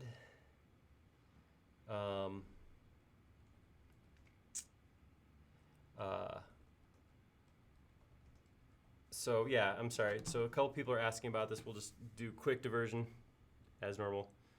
This is a 3D mouse. This is from 3D Connection. It's called the Space Mouse Enterprise. And big, I don't know. It just moves the model in 3D, so I don't have to use this mouse. I can actually do all my rotation over here. Absolutely not a requirement for SketchUp. You can run SketchUp with just a standard mouse, zooming in and out, clicking to rotate with the middle button. That's super easy to do. That's how most users use it. Just as a courtesy to you, the viewers, I tend to use a 3D mouse just because it makes for smoother animations rather than what can potentially be kind of a little jerky, zooming in and out like this. All right, so we have this. I'm gonna do, just because it's gonna be easier on my brain, I'm gonna take my profiles back down to 2. I'm gonna set my color back to black for the lines, and we'll go in and we'll put some coloring in here. We'll start easiest to hardest. So actually, let's start by looking at the feet. So you can see, even though I messed with the feet, it turned out all right. I mean, it really didn't cause too big of an issue. Again, you can play with that geometry. When you look at this, like I said, I wouldn't have looked at this and gone, whoa, those feet aren't aligned. That wouldn't be my thought looking at a photograph like that. But as soon as you get on here, if this foot, you know, is up here, this is exaggeration, but you immediately go, well, there's something wrong. That's not how a person's supposed to stand. The other thing, and this is a bigger thing, sometimes people get away with that because they have more of a perspective in their drawing and one foot's further back and you accept it. But as soon as you turn on shadows, then shadows just show all of the issues. So right here, flat on the ground, that's good. Here, if I hadn't, let's say I hadn't fixed that, we'll put this right back up about where it was, I don't know, something like that. Okay, it looks all right, but as soon as I turn shadows on, now I got this, oh, that foot's obviously not on the ground. So if I was to come over like that, you could actually see that foot being up high. Drop it back down, looks good. Cool. I'm gonna triple click everything and reverse faces, get my white faces facing forward. Not a requirement, again, we've talked about that before, but if this ever ends up in a renderer, so this goes into a rendering engine, not to render, it's flat, obviously, it's not gonna render shadows and that kind of thing, but if it is, you know, set it like 50% just to show person scale in a render, something like that, I wanna make sure the renderable face is what's facing the camera, not the back. All right, so now we gotta go in and put some colors in here. So this is why I did not get rid of this drawing, because I can actually pull my colors directly from the model, or from the image. So I'm gonna start the bottom, work my way up. So I'm gonna bring up my paint bucket, bring up my colors, and what I'm gonna do is actually use this eyedropper tool. So not this eyedropper tool where you go onto the model and hold down the modifier key. That's the one that'll let me pick like off of a model. What I want to do is pick the eyedropper key that's inside the colors dialog. It's in a different spot on Windows, but it's the same idea. It's a little eyedropper swatch, or eyedropper next to the swatch of color, that will let you go anywhere on your screen and pick a color. So it doesn't even have to be in here. I can actually go off and grab an image, grab something out of, you know, anywhere on the screen. I can take that controller, or that cursor, and pick a color. So I'm gonna come over here into my jeans. What I tend to try to do is find a highlight and use that color instead of the dark. A lot of times if I go to a darker color, even though this is blue, it's gonna look pretty close to black on my model. The thing to remember with these models is because they are flat surfaces, they're only gonna receive one level of color. So I'm not gonna get highlights at the front of the knee versus the back of the legs darker. It's all gonna be flat, one solid color. So I wanna make sure I get a lighter color seems to work best. So I'm gonna pick this color right here and put that onto the pants and just see how that looks. All right, that's okay. That actually feels a little dark even now. So what I can do is I can come over here and double click on my swatch. Actually, I'm gonna go here. I'm gonna double click on my color. That's the color I just put in the pants. And now I can actually take that and maybe use the slider to lighten it up just a little bit. It'll look a little too green too, so I'm gonna drag down into the blue territory a little more. All right, that's better. I accept that. All right, shoes. So here we are, we're at an artistic point again. I can choose to go pick colors off of here, or in the case of my shoes, I can just go say, whoops, close that. I can just go grab a color and say, my soles are this color, and my shoes are this color. I really just don't like that.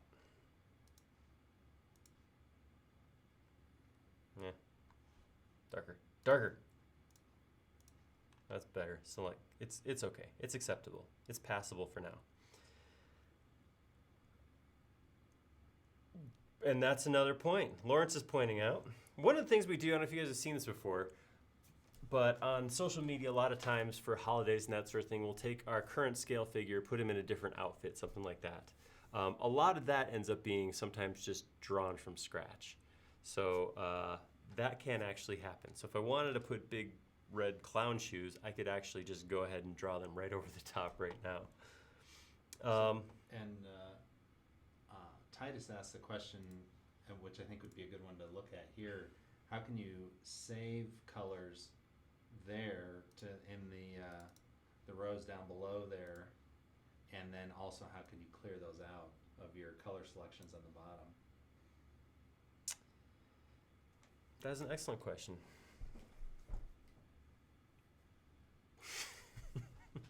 You know, I struggle with that so much. We save it by dragging it in. Yeah, you save it by dragging it in. So can I just I think it. right click? No. Yeah, it's there forever. It's permanent. permanent. No, you can clear it out. I have to remember how to do it. Yeah, I mean, adding it's pretty simple. So any color I want, I can actually just, when it's here, I'll just whoa, Irish Aaron. Nice. Let's go back.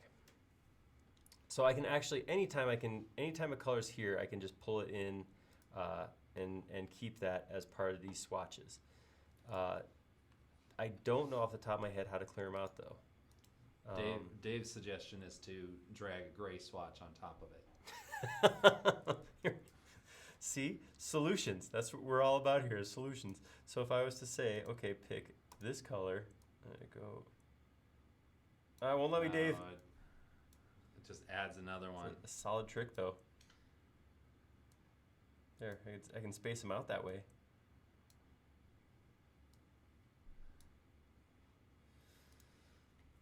There is a way. I will find it. All right. Ty's going to work on that. Stand by.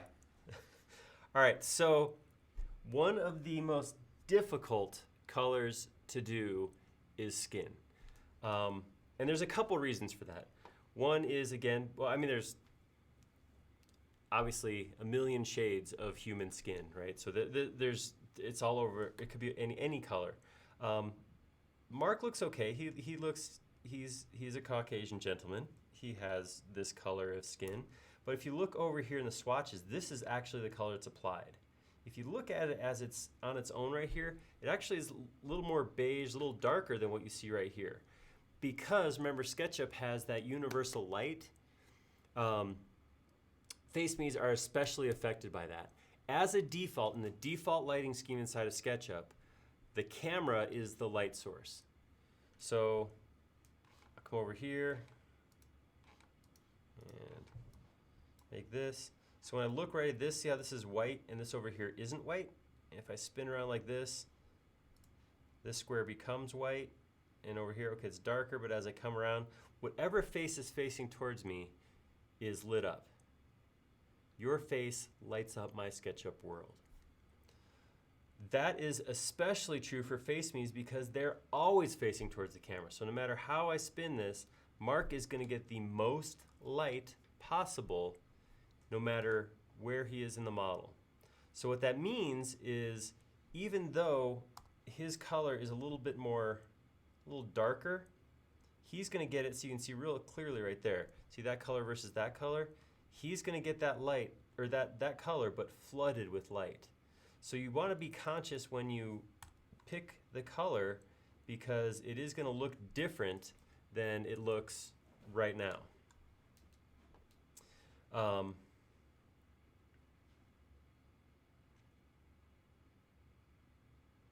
So, having said that, I want to cheat and just say, we'll just take Mark's skin and edit it from there. But let's say we don't have that. I'm going to pretend I don't have a chunk of Mark's skin right here. Ew. What I'm going to do is I'm going to come in and grab this again. I'm going to go try to find a highlight in my arm to start with. We'll start with this one right here. Ooh, that's dark. But I'm going to take it anyhow, and I'm going to just apply it to a couple spots. It's very pinky. So I'll go ahead and fill it in anywhere it goes.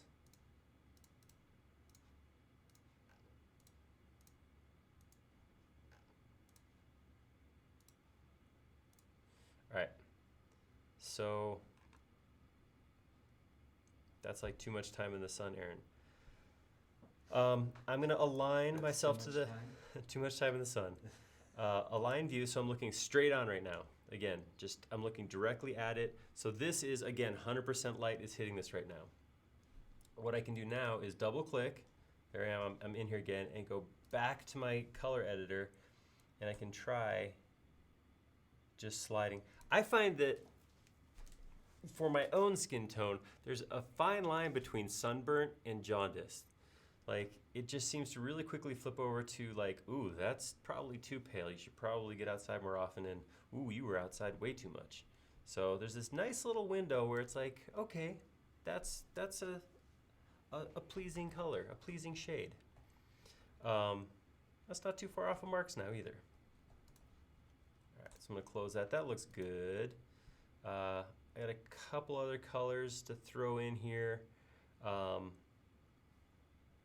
You could actually, Robert just asked, why don't you use a projected image? So I could actually explode this image and make it a projected texture and paint it right on here. And we actually have, I think Mike did that with his, where he actually had a version of it where his was painted on there. And that would work. It wouldn't be the traditional scale figure look, because it would look more like a cutout of a person. And the other thing is I'd have some issues where I cheated a little bit. My foot texture would start right about here. I didn't trace the image exact, so it would end up looking a little bit odd. But if you want to do something a little different, that's the kind of thing. That's awesome. That's pretty cool. So Colin had a fix for removing the swatches. All right. Because they drag it into the trash on your Mac, like actually to your trash. Hey, that makes sense. It is a Windows. It's gone. Simple. Too easy. That's Thanks, right. Colin. Thank you, Colin. All right. All right, so I'm gonna go ahead and throw some, that's baby poop.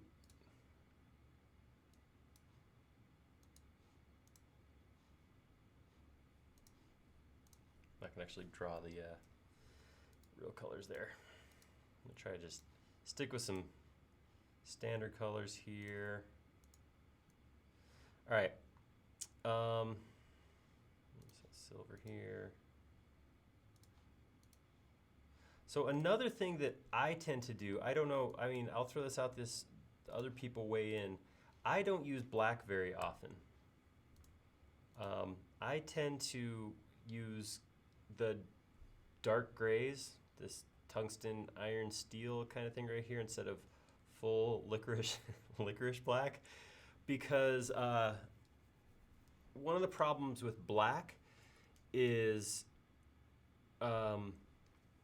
if it's the same color as the outline, you lose the outline in it, and it's all absorbing. It's just total blackness. So I usually don't do that. I usually end up using kind of a slightly lighter than black. Again, just throwing that out there if that's something you want to consider. All right, so now we've come to the most important part of the scale figure, and that is, of course, the T-shirt.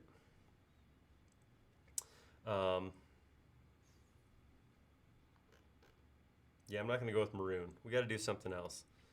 Fuchsia there. That looks like a good color for you. Boom. Oh, there we go.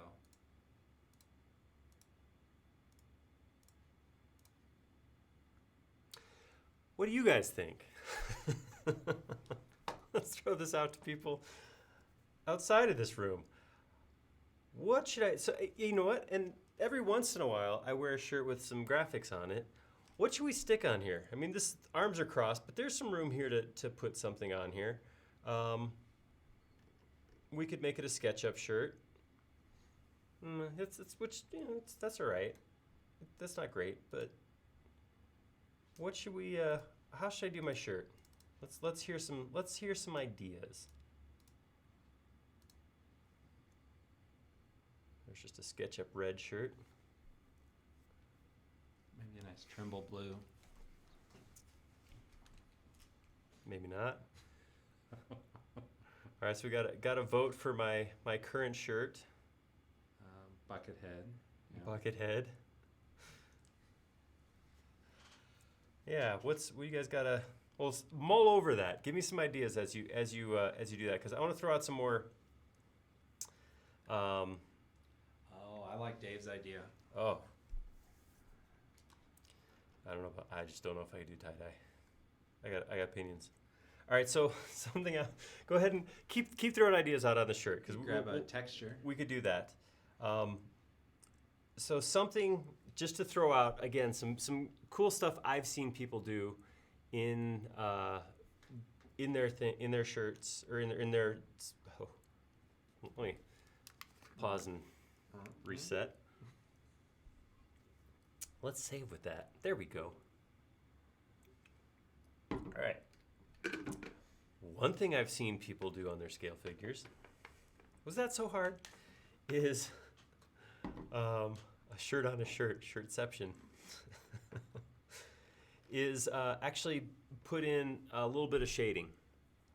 So, like I said, we're not gonna, this will never get shaded. It will always be facing the camera. It'll always get direct light. But I can kind of fake that out a little bit. So what I could do is I can come in here, and I'm just gonna do it on this one side of the body. Something like that. And then we'll come over here.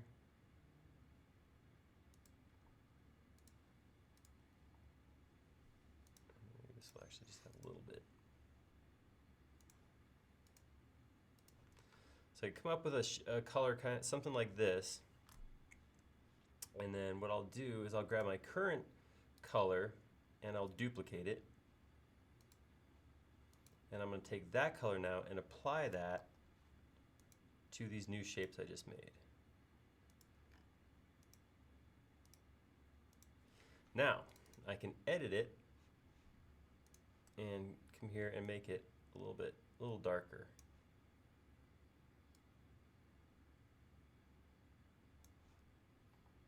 And now if I come in here and soften these lines, you can kind of get a faux cell shaded look on my face me. So again, not something you have to do, but kind of a cool way to add a little bit more je ne sais quoi. That's half the French I know. The other half is oui oui.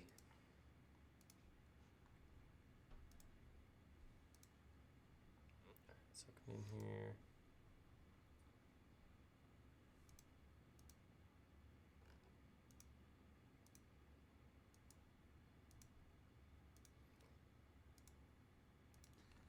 All right.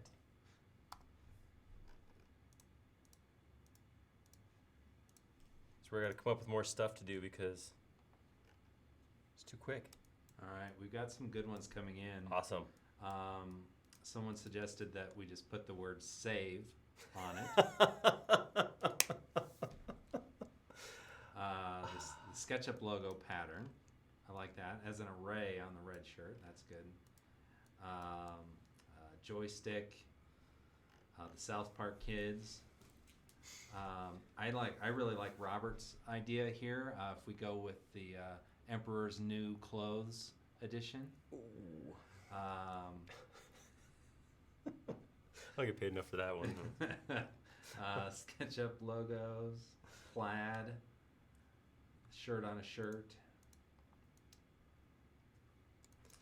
I'm leaning towards tie-dye just because I want to see how you do it. I like the idea of just doing save in nice big bold letters. Command S.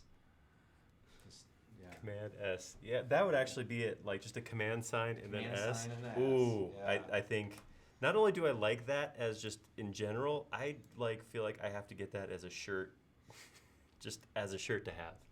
It's got to be Control S for those Windows folks. You guys will understand. Okay, I'm gonna do it. I'm gonna make Command S. All right. So I might come in here and add shading to the rest of it. That's kind of a cool look. It kind of sets it apart from all the others.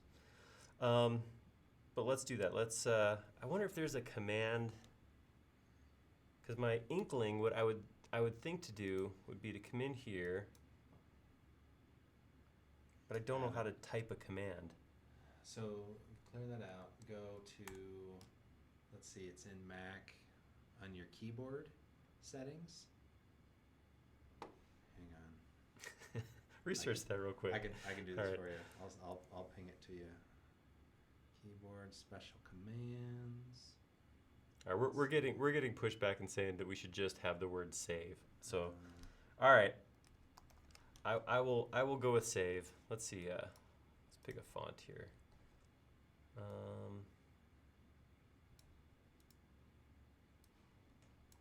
I'm not much of a font snob, to be honest. Comic Sans is probably one of my favorites, but I work in the same building as designers, and you know. All right, Tahoma looks nice. I like that Tahoma. Bold? Nah, just regular. Oh yeah, that's the stuff. All right, so I'm gonna go ahead and place it filled and extruded. So that's gonna give me that 3D thing. And I want that because I'm gonna push in and intersect in just a second. So I need a scale, and I'll go ahead and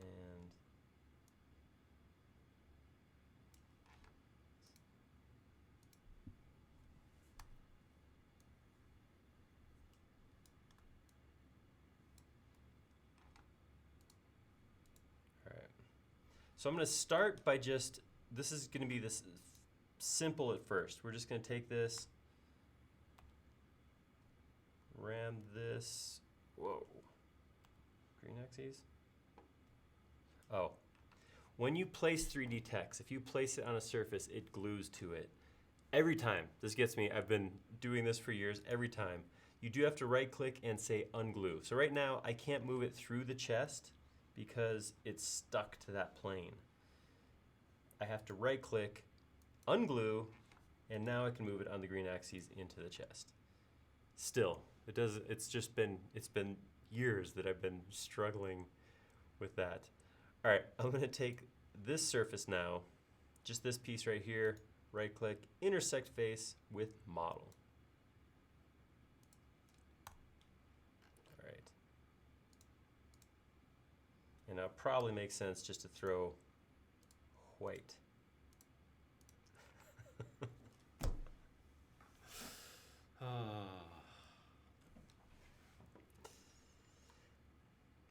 I'm so bad at some stuff. Okay, I'm gonna come in here.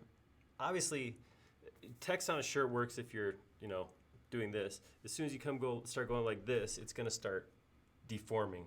So, I'm thinking, how can I deform this? I'm gonna try some things. I'm gonna grab this portion of the S and use scale to squish it in like that. And then maybe I'll even grab this part right here and drag it out this way a little bit. So it just looks more like it's on an actual human shape. And I'll take the E and just rotate it ever so slightly. Scale this up a little bit. Scale this down a little bit.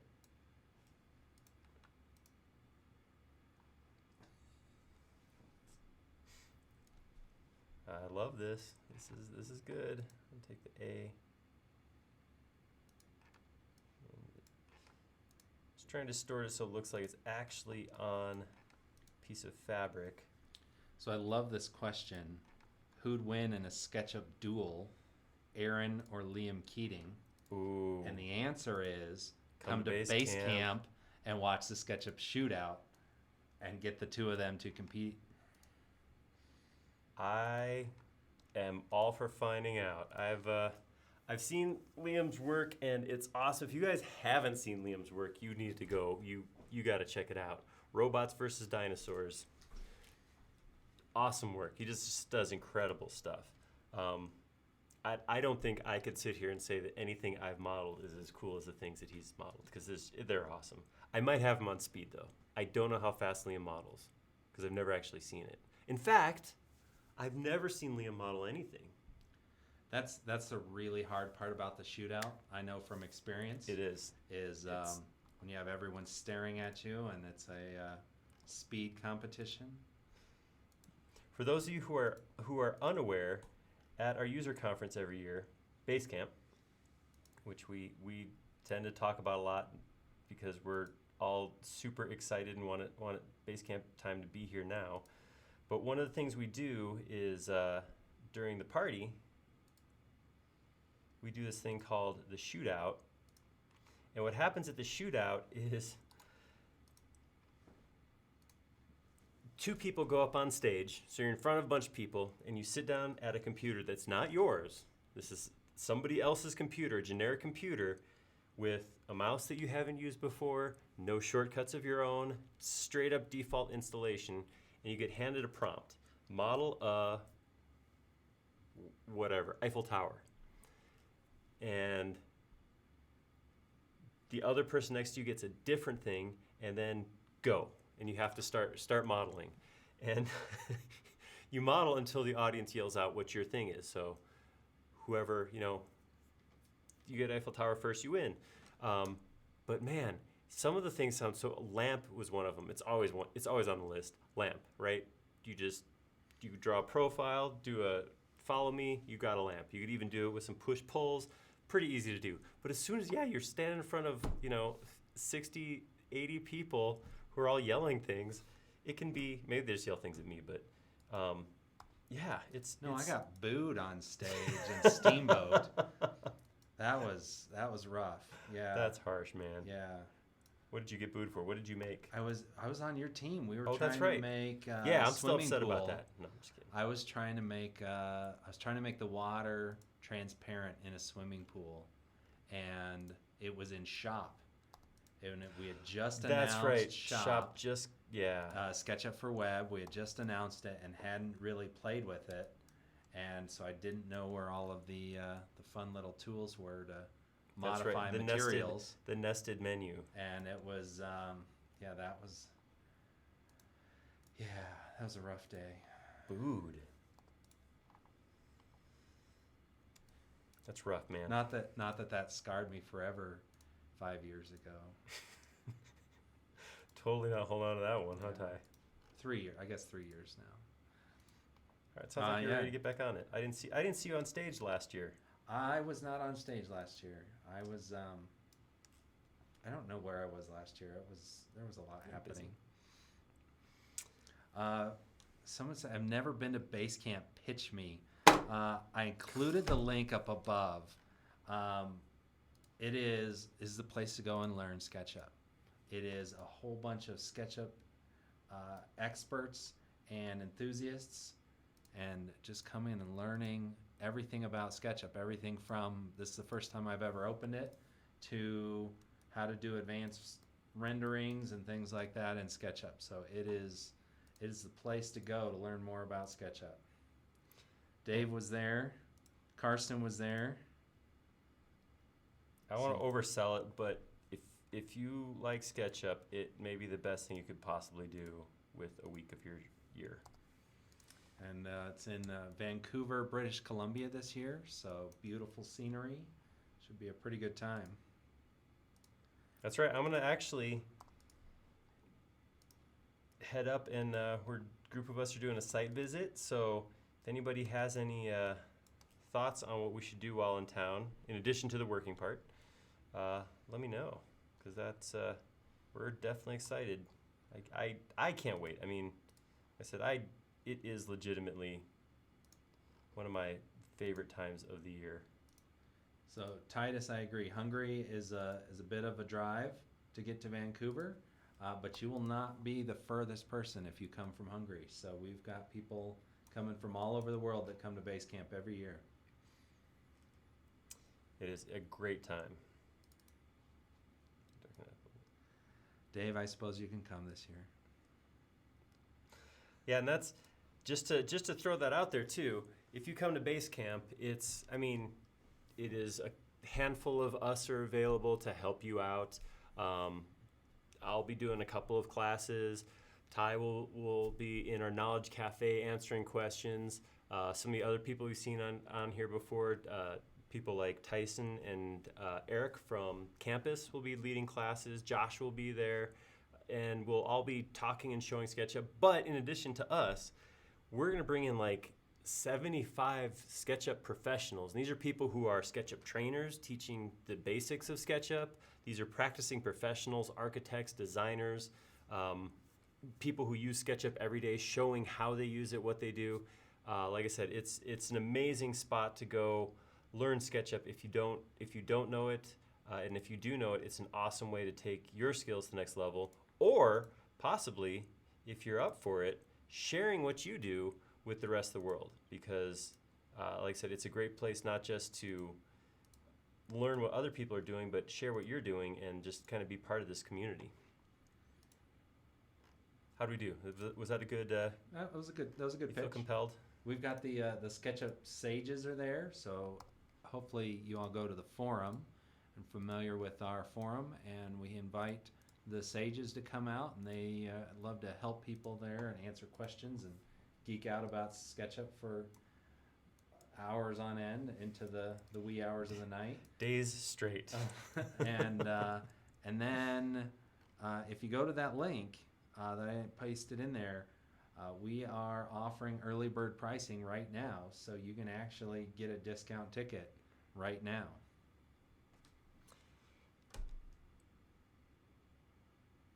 Guys, I'm pretty happy with my Face Me component right now. This is I feel pretty solid on this. This turned out all right.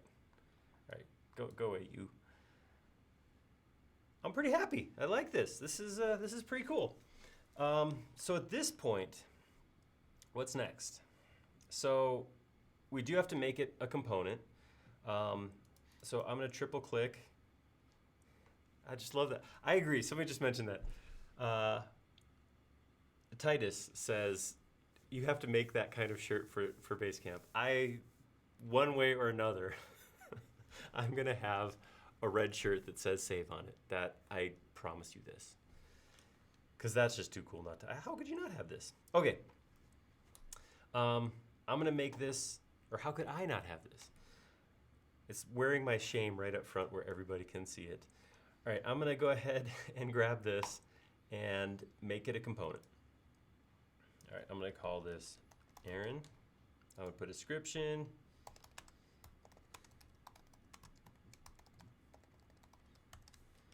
And I'm going to say always face camera. And I'm gonna set my component axes. It's pretty good. It's on the corner there. I'm gonna grab this spot right here just because I want to spin not around the edge, but a little bit further into the body, and just take my red axes to the side, click, and then create. All right, there we go. So now, just like Mark, I'm facing the camera. So those astute eagle-eyed members watching may have noticed that he's a tad taller than he should be. I did intentionally put him in a group before I resized him, because what I want to do is not resize the whole model. I want to keep Mark the same size he is. I want to rescale just the geometry in here. So I'm going to click into this group. I'm going to add a line like this. This is just my OCD, my own personal OCD. I'm going to drop that down there. So right now, this line, not including hair, is right at 11 foot 2¼ inches. I am not that tall. I am 6'2". So what I'm going to do is I'm going to click at one end, click at the other end, type 6'2", 2, and hit enter. It's going to come up and say, do you want to resize the active group or component? That was why I did this. That's why I went with the component before I resized it. So I'm going to go ahead and hit yes. And then that's going to resize it down to a better size. So this line is not required. I could have just grabbed a spot and pulled it down. I do this because I don't know, like I said, I enjoyed, for whatever reason, that makes me feel comfortable drawing a line to scale rather than 2 points. One thing is I know that I'm scaling vertically rather than at some angle. But having said all of that, that is 6'2". I can get rid of that line now. I can click outside here, and there I'm like the save monster. Hey, Mark, did you save yet? Did you save? Did you save? You need to Oh, give look. Mark the save shirt. He'll sit over here over my shoulder. Ask you There we if go. you've saved yet. That's what I need. Awesome. Yeah, no kidding. That's what I need. I need my template with Mark having a save shirt on. That would make a lot more sense. Sweet. I'm so excited. I have a new Face Me component. That's awesome. I gotta back up on some. Yeah, so Colin's saying, does measuring to the heel versus the toe matter? We could, I don't know, that almost feels like a little too deep, a little too philosophical. There is, so let's see, what's the difference between my heel? So there is about 1.5 inch difference from here to here, but I'm okay with that. Not that anybody's counting. That's right, only Colin. Your call. I also measured to about this point on my head. I did include the hair because they don't include that at the doctor's office when they measure you, so that's what I got there. Hey, I would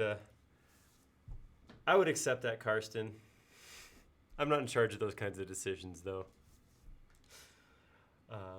Yeah, so that's pretty sweet. I like him. I like him a lot. He looks good. So, one more thing. So, we have to do this still. Right now, so this whole thing is a SketchUp model, right? Mark in here, save Aaron in here is all one big SketchUp model. So if I hit File, Save as Aaron, if I ever insert this, Mark's gonna come along for the ride. So if I'm prepping this for upload to 3D Warehouse or whatever else, I probably wanna get rid of Mark, sorry Mark, grab Aaron and bring him over here, something like this, and then save that as my final. That's my thing. So this is probably what I would upload. One of the other things, of course, I want to do before I upload is I want to get rid of all the extra stuff. So I don't have I didn't make a bunch of layers or scenes or anything like that, but I do have 3 components in here, my save text, Mark, and my Aaron. So I want to get rid of all that. Also, I have way too many colors here. I don't need most of these colors because I only need the colors that are on the screen right now. So I'll do that by going to Window, Model Info. We've never actually done this, I think, on a live session before. And go to Statistics. A couple things here. So one thing is I can see how many edges is this. It's still quite a bit. It's 15,000 or 1,500 lines. I did going in and adding shadows, got a little bit, that was a little indulgent, I think. So that added some extra lines, and each time I drew those extra lines, I broke it into another surface. So I have quite a few of those, but it's still not huge. It's definitely a reasonable size for a Face Me component. But I do have 3 component definitions, and 28 materials. I'm gonna hit Purge Unused. You'll see that drops down to 1 component with 15 materials. This is a leaner, sleeker model that's ready for upload to 3D Warehouse or saving out. So if I want to save this out as its own component, I can right-click, hit Save As, and actually just save just that geometry out, so that's ready to pull in to another model. I'm going to go ahead and just right now, I'm going to go to File, 3D Warehouse, and Share. I don't know the answer to this. What's the difference between Share Component and Share Model? Hey, Dave. If it's the model, it's the component in the model. If you're sharing the Oh, component, because I have it it's just the selected. component. Right, because normally I just come over here with nothing selected and go to 3D Warehouse and Share Model. But because I picked on it, okay, yeah, so we'll do that. We'll go to 3D Warehouse and share this component.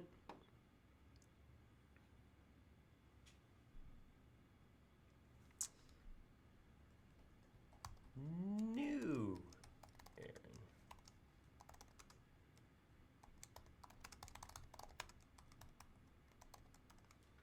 All right. And I don't know if you guys have seen this. I wasn't planning on talking about this, but in 3D Warehouse, when you upload a model, we do have categories now that you can go into. So actually come into categories and I can say, this is a people. What kind of people? It is a male. And now it'll actually give you that, so I can go in and filter. We're actually adding more and more of those categories on a regular basis too. So hopefully this will be one of the things that helps organize 3D Warehouse and makes it a little less of Wild Westy there. So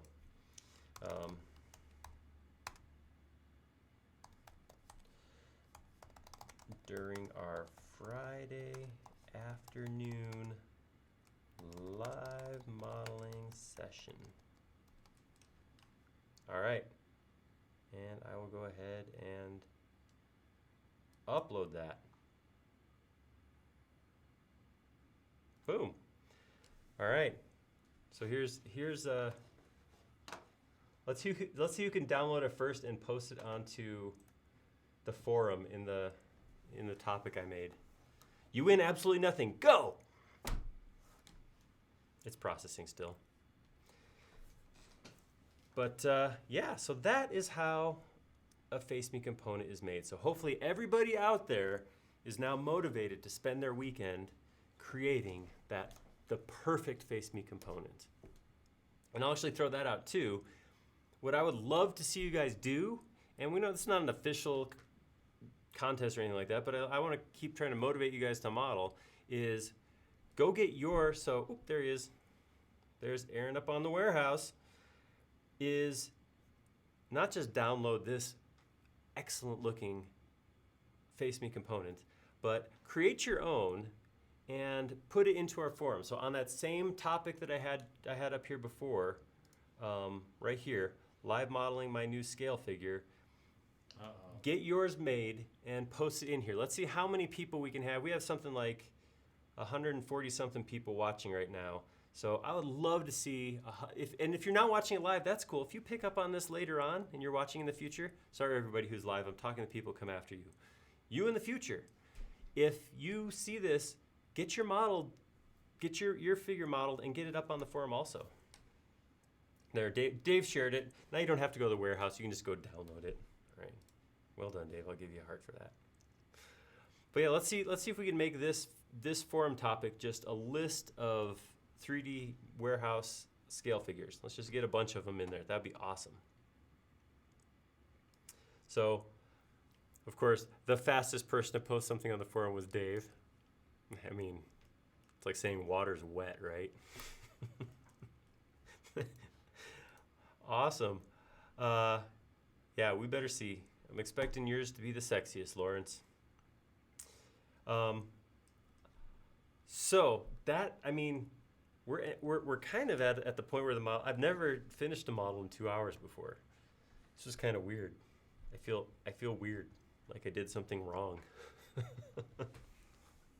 But we got a little bit of time for you guys. If anybody has any questions or has some things they want to talk about or nagging how-tos that we might look at, go ahead and throw that out. But again, I'm also okay getting a jump on Friday afternoon, you know, that kind of thing. So yeah, if you have a question, comment, concern, thought, you know, something I just noticed.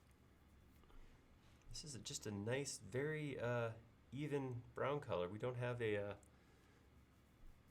showing your age beard texture in SketchUp. I'm okay with that though. That's why I got to keep a bright light on the front. It washes out the gray. Pick that nice brown color. Oh. Good stuff. A Face Me tree.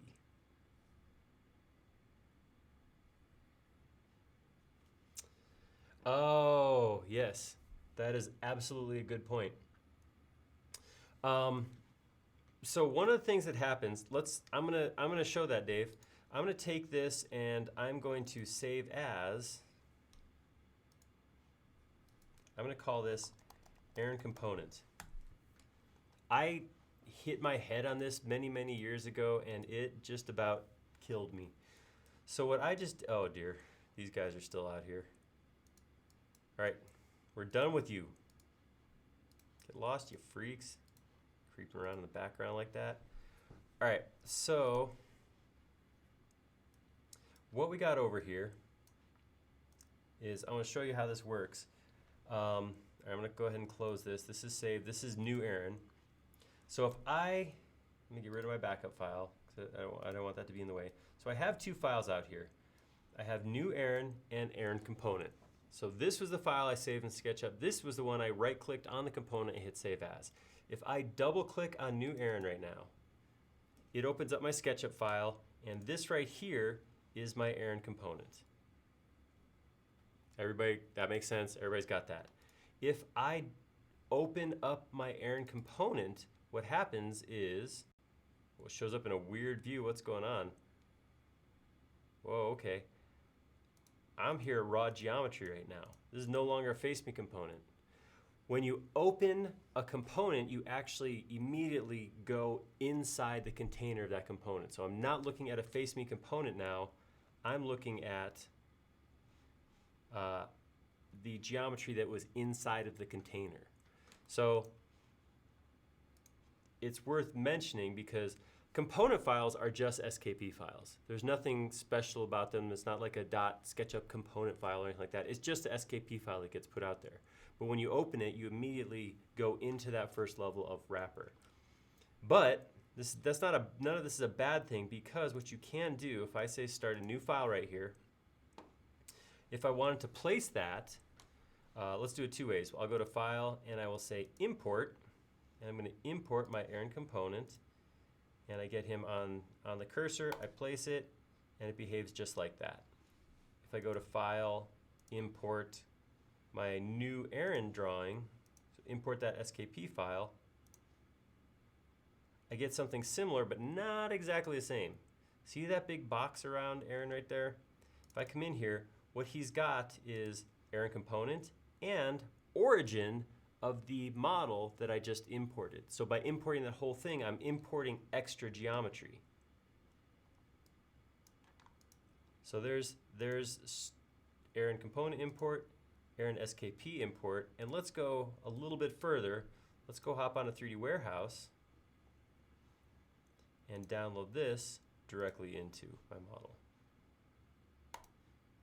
See how that comes in? And I believe that's because when I uploaded it, I did 3D Warehouse share component as opposed to model. So that's something to keep in mind. That container, that wrapper around it is gonna make a difference if it keeps it or not. Ooh, I got an army of me's. So there was another question about doing a face me tree with some nice shadows, which is definitely a good way to add tree detail without adding a lot of polygons. Yeah. Yeah, but there's 2 points there that contradict. You can make a nice face me tree for sure. I mean, the warehouse is full of great examples of that, but it's not necessarily going to have nice shadows. If you make it a face me like this, then you're going to get the same shadows. You're not necessarily going to get nice shadows because you're going to get that flat thing facing towards the light. It's hard to get great shadows out of that. With the shadows anchored to the axes. Ooh, yeah. And so if you move your axes to be centered in between your legs, so it's actually out in space, it's a little better for something like a tree, because then you get better shadow behavior. Look at this. Mark's looks better shadow. Yeah, because his shadows are spinning around the middle. Where his axis placed. Yeah, but mine aren't following me at all. I think I know what I did wrong. Oh, you said follow. Let's see, it's in the component. All right, get lost, guys. I may have to re-upload. If I explode this, and I say make component, is that this? Shadow space sun. I think that's right. Dang it.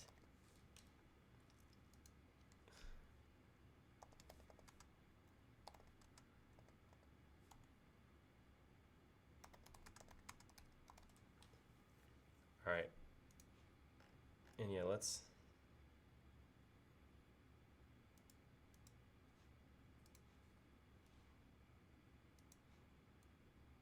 There we go.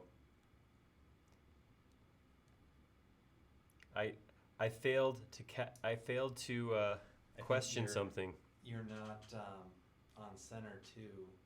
You weren't Oh, yeah. aligned with your face, so that's why you Didn't got align. depth there. I did everything wrong there. All right, I'm backing out. I'm dropping this. I'm going back to my original. See, you get to learn from my mistakes. All right, so I'm gonna take this errand right here. I'm gonna start by, just for my own, I'm just gonna explode, make component. So what I didn't have there is I had shadows face sun. So what that means is no matter what, the shadow always goes the same direction, and it's as if your facing component was aimed right at the sun, and then it stays there. So even though your component is moving, your shadow stays in the same spot. Mark's did not have that turned on. The other thing I didn't do right, I'm gonna come in here and I'm going to place a line like that, not make it part of the component, just draw it on the ground. Go in here to make my component.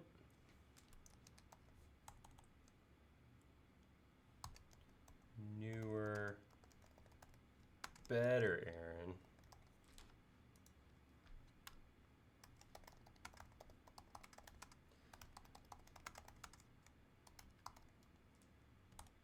All right, and I'm gonna always face camera. Second component, I'm gonna pick this line right here and go along it with my red axes. And There we go, create that. And get rid of this extra line. And now if I turn on shadows,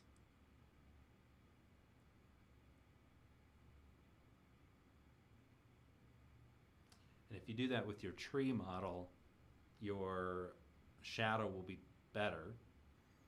until you get to this point right here. Right. So actually, I don't know which one's better. I don't know if one is better. They're just different. So this way, my shadow changes as I rotate it, which is kind of cool. Because the other one where it's a static shadow looks weird. But the other thing that happens here is I don't get that universal light on my skin here, so I do go from lobster red to possibly gonna puke. So I don't know. I don't know which one's the best one. I don't have an answer to that. Depends on what you're using it for. I guess so. So I'm not going to resave this. I'm just going to leave this one as it is. I'm going to leave the one on the warehouse on the warehouse.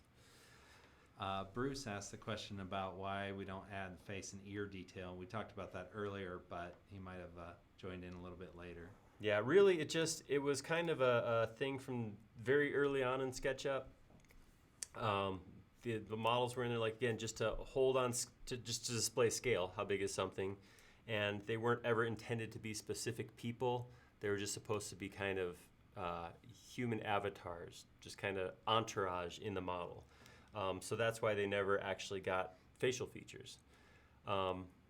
That, and it seems to be not too difficult to create a decent analog model where you know who this is by looking at them with this. As soon as you start drawing facial features, it just gets creepy. I mean, because I can look at this and I can fake my brain into saying this is a real, kind of like a real human. As soon as I have some cartoony eyes and stuff in there, it just never, I don't know. It looks weird, man. So yeah, so as far as shadows, it's really up to you how you want to use them, and of course you can modify that inside of a model if you want, but your call on that, how you want those to be used. Christopher Ryan asked about hashtags. We used to support hashtags in the warehouse. Now the warehouse actually just trolls all the words that are in descriptions. You don't have to hashtag specifically. So if you go search for Aaron, you'll find Aaron if I put that word in the title or the description. I don't have to hashtag it to search by it. So we just kind of came up with a universal search rather than just searching for hashtagged comments.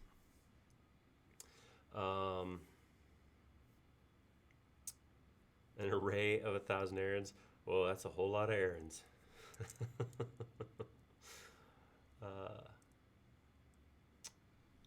Yeah.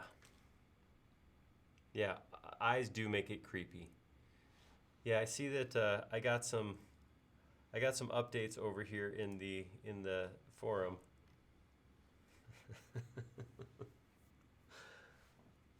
3D Base Camp date. We're not selling it. It's just going on its own. Ooh, I like it, Dave. Nice. That sounds like a great weekend. Awesome. Well, we're kind of winding down either way. Next week, Borderlands? Hold on. I got to look and see what we're doing next because I don't remember off the top of my head. We're going to do some more modeling next week. We'll be here again. That'll be awesome. Yeah, let me go search. I'm not going to... Here we go. Next week is, yes, we're going to do something from a video game because video games are fun and they're awesome. And nobody had a strong opinion about what we use, so I've been playing Borderlands 3 lately and decided to model Claptrap, the little robot from Borderlands. So if you're a fan of Borderlands, that'll be fun. Come check out. If you're not, it's kind of a cool model. I think anybody who comes will enjoy seeing the model we create because it's gonna be a fun model. It's kind of a goofy thing, but yeah, come back next week and we'll be doing some robot modeling for those of you who aren't Borderlands fans. If you are Borderlands fans, we'll model Claptrap. So that's gonna be a good time. As usual. Just want to throw this out there. If you have ideas, if you can think of cool things that we should model on here, please let us know. You can leave it in the comments right here.